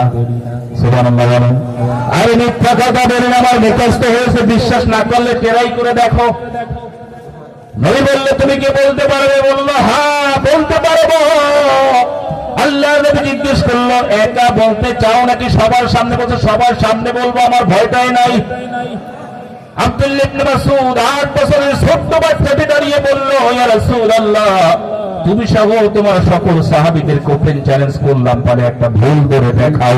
আমি বললাম, তোমরা পারলে একটা ভুল ধরে দেখাও। আল্লাহর কসম, একটা ভুলও তোমরা ধরতে পারবে না। আর রহমান সূরা তেলাওয়াত করলেন, কোন ভুল হলো না। নবী কোলের মধ্যে নিয়ে গালে চুমু দিলেন, কপালে চুমু দিলেন, দোয়া করে দিলেন, আল্লাহ আব্দুল্লাহ ইবনে মাসউদকে তুমি ইসলামের জন্য কবুল করে দাও। সুবহানাল্লাহ। আব্দুল্লাহ ইবনে মাসউদ সূরা আর রহমান মুখস্থ করে নিলেন, সামনে আগাচ্ছেন আর পড়ছেন, আর রহমানু আল্লামাল কুরআন খালাকাল ইনসানা আল্লামাহুল বায়ান। পড়তে পড়তে সামনে চলে গেল, দেখা হলো আবু জাহেলের সাথে। কার সাথে? আবু জাহেলকে চিনেন? কে কে চিনেন? হাত তোলেন। হইছে, কাজ হইছে। আবু জাহেলকে কেমনে চিনেন? হ্যাঁ হ্যাঁ, আবু জাহেলকে কেউ চিনেন না, আমিও চিনি না, নাম শুনেছি। আবু জাহেল কি ভালো মানুষ না খারাপ? আরো বলেন, ভালো না খারাপ? আবু জাহেলের সামনে চলে গেল আব্দুল্লাহ ইবনে মাসউদ, গিয়ে বলছে, রহমান আল্লামাল কুরআন খলাকাল ইনসান আল্লামাহুল বায়ান। এবার আবু জাহেল বলছে, আব্দুল্লাহ ইবনে মাসউদ, তোমার মেধা বুঝি, ব্রেন বুঝি মুহাম্মদ ফস কইরা দিছে, তুমি কি পড়ছো? বলছে, আল্লাহর কালাম পড়ছে, ওটা তুমি বুঝবা না। আবু জাহেল বলছে, তুমি কার কাছে যাও? মুহাম্মাদের কাছে, সে তো পাগল। নাউজুবিল্লাহ বলেন। তুমি কার কাছে যাও? সে তো জাদুকর মুহাম্মদ। এবার আব্দুল্লাহ ইবনে মাসউদ বলছে, খবরদার, তুমি মক্কার মেয়র হতে পারো, কিন্তু নবীকে নিয়ে বাজে কথা বললে তোমার কিন্তু কোনো ক্ষমা নাই। সুবহানাল্লাহ বলেন। তোমার ক্ষমা নাই। আব্দুল্লাহ ইবনে মাসউদকে আবার চ্যালেঞ্জ করে আবু জাহেল বলল, যে মুহাম্মাদের কাছে তুমি যাও, সে তো একটা পাগল। আব্দুল্লাহ ইবনে মাসউদ গুটি গুটি পায়ে সামনে গিয়ে গেল। ছোট্ট মানুষ। আবু জাহেল ছিল অনেক উঁচু, অনেক লম্বা, মাথায় লম্বা বাবরি, দেখতেও সুদর্শন। আব্দুল্লাহ ইবনে মাসউদ চিন্তা করলেন, আমি যদি ওরে মারতে যাই তাহলে আমি তো হাতে পাবো না। এবারে কাছে গিয়া বললো, কি বলছো আর একবার বলো, আমার নবী কি বললো? পাগল। বললাম আমি এটা শুনতে পাই নাই, কানের কাছে মুখ নিয়ে বলো। যখন আব্দুল্লাহ ইবনে মাসউদের কানের কাছে মুখ নিয়ে বলছে পাগল, আব্দুল্লাহ ইবনে মাসউদ আগে থেকে হাত রেডি করে আছে, লম্বা গালের পরে থাপ্পড় দিয়ে আবু জাহেলকে জমিনে ফালায় দিল। আবু জাহেল জমিনে পড়ে গেল। মক্কার মেয়র সাধারণ একজন মানুষ আব্দুল্লাহ ইবনে মাসউদের হাতে থাপ্পড় খেয়ে যখন বাজারে পড়ে গেল, উঠে দাঁড়িয়ে দেখলো লোকজন দেখছে কিনা, বাজারের মধ্যে মানুষ থাকে নাকি থাকে না। ডানে বামে তাকায় দেখলো অনেক মানুষ দেখে ফেলেছে, ইজ্জত তো সব শেষ। এবার জানায় দিল আব্দুল্লাহ ইবনে মাসউদের যেখানে পাও ধরো, হাত ভেঙে দাও, পা ভেঙে দাও, প্রয়োজনে মেরে ফেলো। আব্দুল্লাহ ইবনে মাসউদ দৌড়ে চলে গেল নবীর কাছে। কোথায়? নবীর দরবারে চলে গেল। আবু জাহেলের লোকজন আব্দুল্লাহ ইবনে মাসউদকে খুঁজে কোথাও পায় না। নবীর দরবার থেকে 2 দিন বের হয় না। কয়দিন? আরো ধরে বলেন কয়দিন? 2 দিন বের হয় না। নবীর পাশে পাশে ঘুরে মনটা খারাপ। নবী জিজ্ঞেস করলেন, ইবনে মাসউদ মনটা বুঝি খারাপ? বলছে, নবী একটা ঘটনা আমি ঘটাইছি, কিন্তু এখন তোমারে বলবো না, সময় হলে বলবো। কাম একটা ঘটাইছি, কওয়া যাবে না। আব্দুল্লাহ ইবনে মাসউদ 2 দিন পরে বের হলো। থাপ্পড় দিয়েছে কাকে? মেয়রকে। কাকে? কারণ মেয়র নবীরে গালি দিয়েছে। মেয়রকে ভয় করার টাইম নাই, নবীকে গালি দিয়েছে। তুমি যে হও করো, থাপ্পড় তোমার খাওয়া লাগবেই। তাহলে ঠিক একই ভাবে মঙ্গল সাবেক মেয়র কোরআনকে যে কথা বলেছে, কোরআনের ব্যাপারে যেই কথা বলেছে, আমরা সবাই একমত। আব্দুল্লাহ ইবনে মাসউদ যেমন আবু জাহেলকে থাপ্পড় দিয়েছিল, এই মংলার সাবেক মেয়র যদি তার কথা উল্টো না করে, আমরাও বলবো ও আবু জাহেলের খালাতো ভাই। আমাদের বলেন ঠিক না? আমার বন্ধুগণ, আব্দুল্লাহ ইবনে মাসউদ আবু জাহেলকে থাপ্পড় দিয়ে নবীর দরবারে চলে গেল। 2 দিন পরে বের হলো। এবার আবু জাহেলের সাঙ্গ অসাঙ্গরা আব্দুল্লাহ ইবনে মাসউদকে অ্যারেস্ট করে ফেললো, ধরে ফেললো। এবার একটা গোপন জায়গায় নিয়ে পাহাড়ের পাদদেশে আব্দুল্লাহ ইবনে মাসউদ ছোট্ট মানুষ, যার পাটা একটা পাথরের উপরে রেখে আর একটা পাথর দিয়ে পা যখন ভেঙে দেয়, আব্দুল্লাহ ইবনে মাসউদ ডাক দিয়া বলে, আবার কি অন্যায় রে, আমার নবীকে গালি দিয়েছে, প্রতিবাদ করেছে, জন্য আমার পাটা তোরা ভাঙিস না। আমার পা যদি ভেঙে দাও, আমি কেমনে নবীর সাথে নামাজ পড়বো? পাটা ভাঙিস না। ওদের কথা শুনে না, পা ভেঙে দিল, 2টা পা ভেঙে দিল। আব্দুল্লাহ ইবনে মাসউদের এবার ডান হাতে যখন আঘাত করলো, আব্দুল্লাহ ইবনে মাসউদ বলছে, পা ভেঙে দিয়েছো দে, কিন্তু হাত ভাঙিস না, কারণ এই হাত দিয়ে আমি নবীর পাকা দাড়িগুলো ধরে ধরে আমি আনন্দ পাই, আর নবীকে আমি হাত দিয়ে চুলকায়া দেই। আমার হাত দুটো ভেঙে দিলে নবীকে আমি কেমনে ভালোবাসবো? আমার হাত দুটো ভেঙে দিস না। কিন্তু আবু জাহেল উত্তর শরীরে শোনে না। এ থেকে প্রমাণিত হলো আবু জাহেল উত্তর শরীরের দিলে কোনো মায়া নাই। 16 বছর নিরও মানুষকে দেয়া এভাবে গুম করেছে, আয়না ধরে গেছে। আবু জাহেল উত্তর শরীর ঠিক না বেঁধে। আমার বন্ধুগণ, আবু জাহেলের লোকজন আব্দুল্লাহ ইবনে মাসউদের হাত ভেঙে দিল, পা ভেঙে দিল। রক্ত মেখে রক্তাক্ত অবস্থায় আব্দুল্লাহ ইবনে মাসউদকে পাহাড়ের পাদদেশে শোয়া রাখলো। 1 দিন পার হয়ে গেল, আব্দুল্লাহ ইবনে মাসউদ নবীর দরবারে আসে না। নবী আলীকে পাঠায় দিলেন, আলী রে, আমার মন সাক্ষ্য দেয় আমার বুকের মধ্যে ব্যথা হয়েছে, আমার মনে হয় আব্দুল্লাহ ইবনে মাসউদ কোন বিপদে পড়েছে। যাও তো দেখো কোথায়। হযরত আলী দৌড়ে গেলেন, বিভিন্ন জায়গায় খুঁজলেন, সর্বশেষ একেবারে সবার শেষে পাহাড়ের পাদদেশে গিয়ে দেখলেন আব্দুল্লাহ ইবনে মাসউদের হাত ভাঙা, পা ভাঙা, অচেতন অবস্থায় পড়ে আছে। নাকের কাছে আঙুল দিয়ে দেখলেন এখনো জীবিত আছে। কোলের মধ্যে নিয়ে এক দৌড়ে নবীর দরবারে যখন রাখলেন, আল্লাহর নবী আব্দুল্লাহ ইবনে মাসউদের অবস্থা দেখে চোখে পানি ধরে রাখতে পারে নাই। অজর ধরায় কাঁদলেন। পিছনে দাঁড়িয়ে আছে জিবরাইল, নবী কাঁদে, জিবরাইল হাসে। কাঁদে কে? নবীজি কাঁদে, সাহাবীরা কাঁদে, আর জিবরাইল পিছনে দাঁড়িয়ে দাঁড়িয়ে হাসে। এই কাজটা কি জিবরাইলের ঠিক হয়েছে? কথা কয় না। নবী কাঁদে, সাহাবীরা কাঁদে, যদি বেলাল কাঁদে, আর জিবরাইল পিছনে দাঁড়িয়ে দাঁড়িয়ে হাসে। আল্লাহর নবী রাগ হয়ে বললেন, জিবরাইল তোমার বুঝি এখন হাসার সময়? হাসো কেন? আমি গালি তুমি হাসো কারণটা কি? জিবরাইল বলল, ইয়া রাসূলুল্লাহ, এখন বলবো না, সময় আসলে আমি জানায়া দিব। আমি এখন কেন হাসি আল্লাহ আমারে জানিয়েছেন, ওই ঘটনা সামনে ঘটবে বলে আমি এখন হাসি।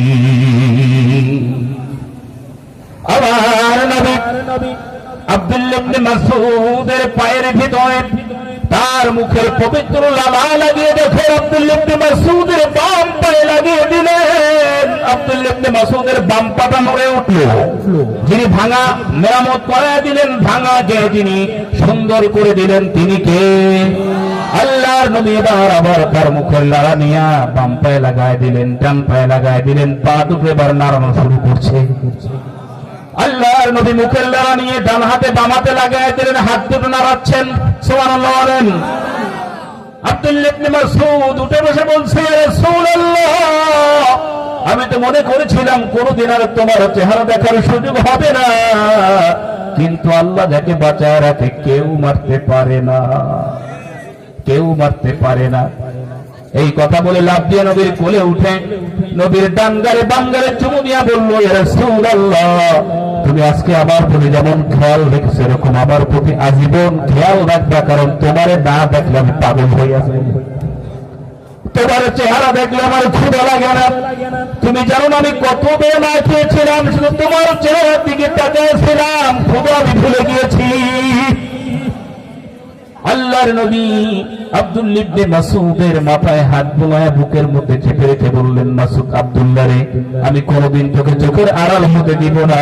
আমি আল্লাহর দরবারে দোয়া করে দিলাম, আল্লাহ তোকে পৃথিবীর শ্রেষ্ঠ মুফাসসির হিসেবে কবুল করুন। সকলে বলি আমিন। আল্লাহ কবুল। আমি বুঝি এখন বর্তমানে লন্ডনের কথা বলছি নাকি সুইডেনের কথা বলছি। 2000 ছাত্রকে পাখির মতো গুলি করে হত্যা করার পরে এসে বলছে আমার কি দোষ? কথা কয় না, আমার কি দোষ? উনি দোষই খুঁজে পায় না। এই নিরহ নিরস্ত্র 2000 মায়ের কোল খালি করার পরও তোমার কাছে অপরাধ মনে হয় না? ওই দিন আবু জাহেলের অপরাধ মনে হয় নাই?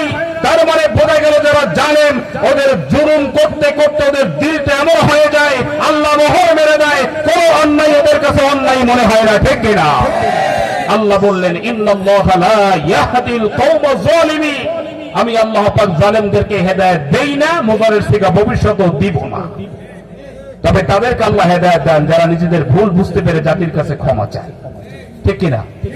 জাতির কাছে ক্ষমা চাইলে ক্ষমা করে দেন কে? আল্লাহর কাছে ক্ষমা চাইলে, জাতির কাছে ক্ষমা চাইলে ক্ষমা করে দেয় কে? আমার বন্ধুগণ, আব্দুল্লাহ ইবনে মাসউদের মাথা তো অনেক বড়, বেশ মনে হয় আমার কাছে, আমি ঠিক ওজনটা জানি না, অন্তত 20 কেজিতে হবে।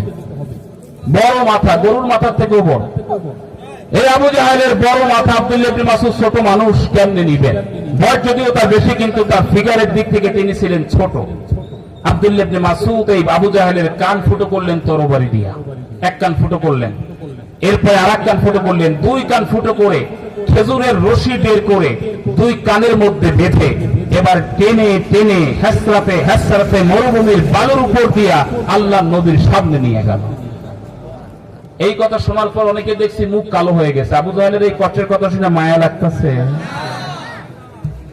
আবু জাহেলের জন্য ভীষণ মায়া। আবু জাহেল আমার নবীকে হত্যা করার জন্য 900 বার প্ল্যান করেছে। কয়শো বার? 900 বার, কিন্তু একবারও সাকসেস হয় নাই। আমার নবীর জীবনের মালিক কে? আরো জোরে বলেন কে? আমাদের জীবনের মালিক কে? ও সাকসেস হয় নাই। আমার বন্ধুগণ, এবার কানের মধ্যে রশি বেঁধে মরুভূমির বালুর উপর দিয়ে টানতে টানতে নবীর সামনে মাথা ফেলে দিয়েছে। এবার জিবরাইল আমিন এসে দাঁড়িয়ে বলছে, ইয়া রাসূলুল্লাহ, ওই যে সময় হাসছিলাম কেন জানেন? আল্লাহ আমারে জানাই দিছিল এই আবু জাহিল্লা, যেই আবু জাহেল আব্দুল্লাহ ইবনে মাসউদের পা তার লোক দিয়া ভেঙে দিয়েছে, আমার নবীর চোখের পানি ঝরিয়েছে, আমি আল্লাহ সময়ের ব্যবধানে এই আব্দুল্লাহ ইবনে মাসউদের দ্বারা আবু জাহেলকে হত্যা করে ওর কান ফুটো করে ওর কানের মধ্যে খেজুরের রশি লাগায়া টানতে টানতে লাঞ্ছিত আর গঞ্জনা দিয়ে নবী তোমার সামনে হাজির করব। ও জিবরাইল, তোমারে জানাই দিলাম, নবীর এখন জানাবে না। এই জন্য ইয়া রাসূলুল্লাহ আমি ওই সময় হেসেছিলাম, আমি জানি, এজন্য হেসেছিলাম। আমার বন্ধুগণ, এই ঘটনাগুলো থেকে আমাদেরকে শিক্ষা নিতে হবে। আমাদের ভিশন 21, 31 আর 41 হোক, কোনো লাভ নাই।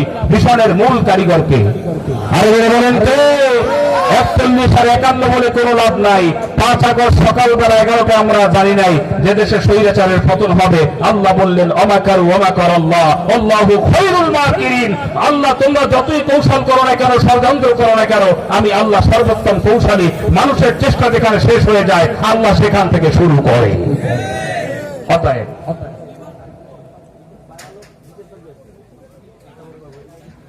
আমার বন্ধুগণ, আলোচনাকে দীর্ঘ করব না। আমরা সর্বশেষ সূরা শুরার 13 নম্বর আয়াত থেকে জানতে পারলাম আল্লাহর জমিনে আল্লাহর আইন প্রতিষ্ঠা করা কি? একটু জোরে বলেন। নাকি নফল? ফরজ। যদি বিশ্বাস না হয়, এই কোরআন আমি যদি এটা নিয়েও যাই, বাড়ি আছে না নাই? এটা আমি নিয়ে গেলে, ধরেন যে আমি নিয়ে গেলাম, আমি আমার মতো বললাম, আমি নিয়ে লুকায় রাখলাম, আপনি আর পাবেন না। আমি নিয়ে লুকাই সব কোরআন যদি আমি নিয়ে গোপন করি, থাকবে নাকি থাকবে না? আপনার বাড়ির কাছে হাফেজ সাহেব আছে, বলবেন সূরা শুরা 13 নম্বর আয়াত পড়ে, একেবারে কম্পিউটারের মতো বলে দিবে, আপনি শুনবেন, সেখান থেকে আপনি বের করবেন। এই কোরআন যত মানুষ লুকাতে চাক, কেউ পারবে না। কারণ এই কোরআন সব যদি পুড়িয়েও ফেলা হয়, আগেও ফেলে দেওয়া হয়, পানিতে ডুবিয়ে দেওয়া হয়, কোরআনের কোনোদিন মৃত্যু হবে না। কারণ এই পৃথিবীতে আল্লাহ পাক লক্ষ লক্ষ হাফেজে কোরআন তৈরি করেছেন, ঠিক না? আপনাদের কাছে অনুরোধ থাকলো, সূরা শুরার 13 নম্বর আয়াত বাসায় গিয়ে দেখবেন, পড়বেন।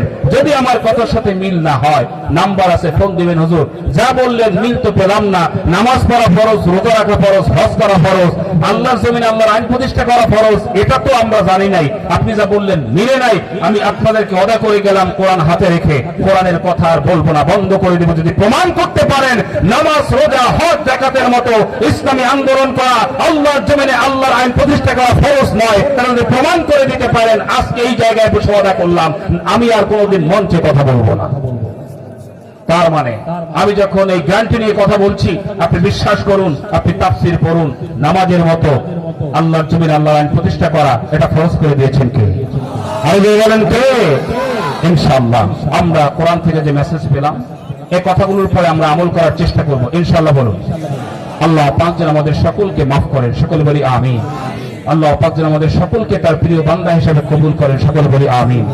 অনেকের বাবা বিদায় হয়েছেন, অনেকের মা বিদায় হয়েছেন। বাবা মায়ের জন্য দোয়া করার দরকার আছে না নাই? যারা বলেন আছে না নাই? বাবা কবরে কেমন আছেন, মা কেমন আছেন, আমরা তো জানি না। জানি না কি? জানি না। তাহলে তাদের জন্য আমরা প্রাণ ভরে দোয়া করব, চোখের পানি ছাড়বো, দিলটাকে নরম করব এবং আল্লাহর কাছে ফরিয়াদ করবো, আল্লাহ তুমি বাবা মাকে মাফ করে দাও, কবরগুলিকে জান্নাতের বাগান বানিয়ে দাও। যারা এত চেষ্টা করলেন, এত কষ্ট করে আমাদেরকে প্রতিষ্ঠিত করলেন, তাদের জন্য আমাদের মায়া, আমাদের ভালোবাসা সব সময় থাকবে। তারা চলে গেছেন, কিন্তু তাদের জন্য দোয়া করতে ভুলবো না। 5 ওয়াক্ত নামাজ আনতে দোয়া করব। আল্লাহ পাক যেন চলে যাওয়া সকল বাবা মাকে মাফ করে দিয়ে কবরগুলিকে জান্নাতের বাগান হিসেবে কবুল করেন, সকলে বলি আমিন।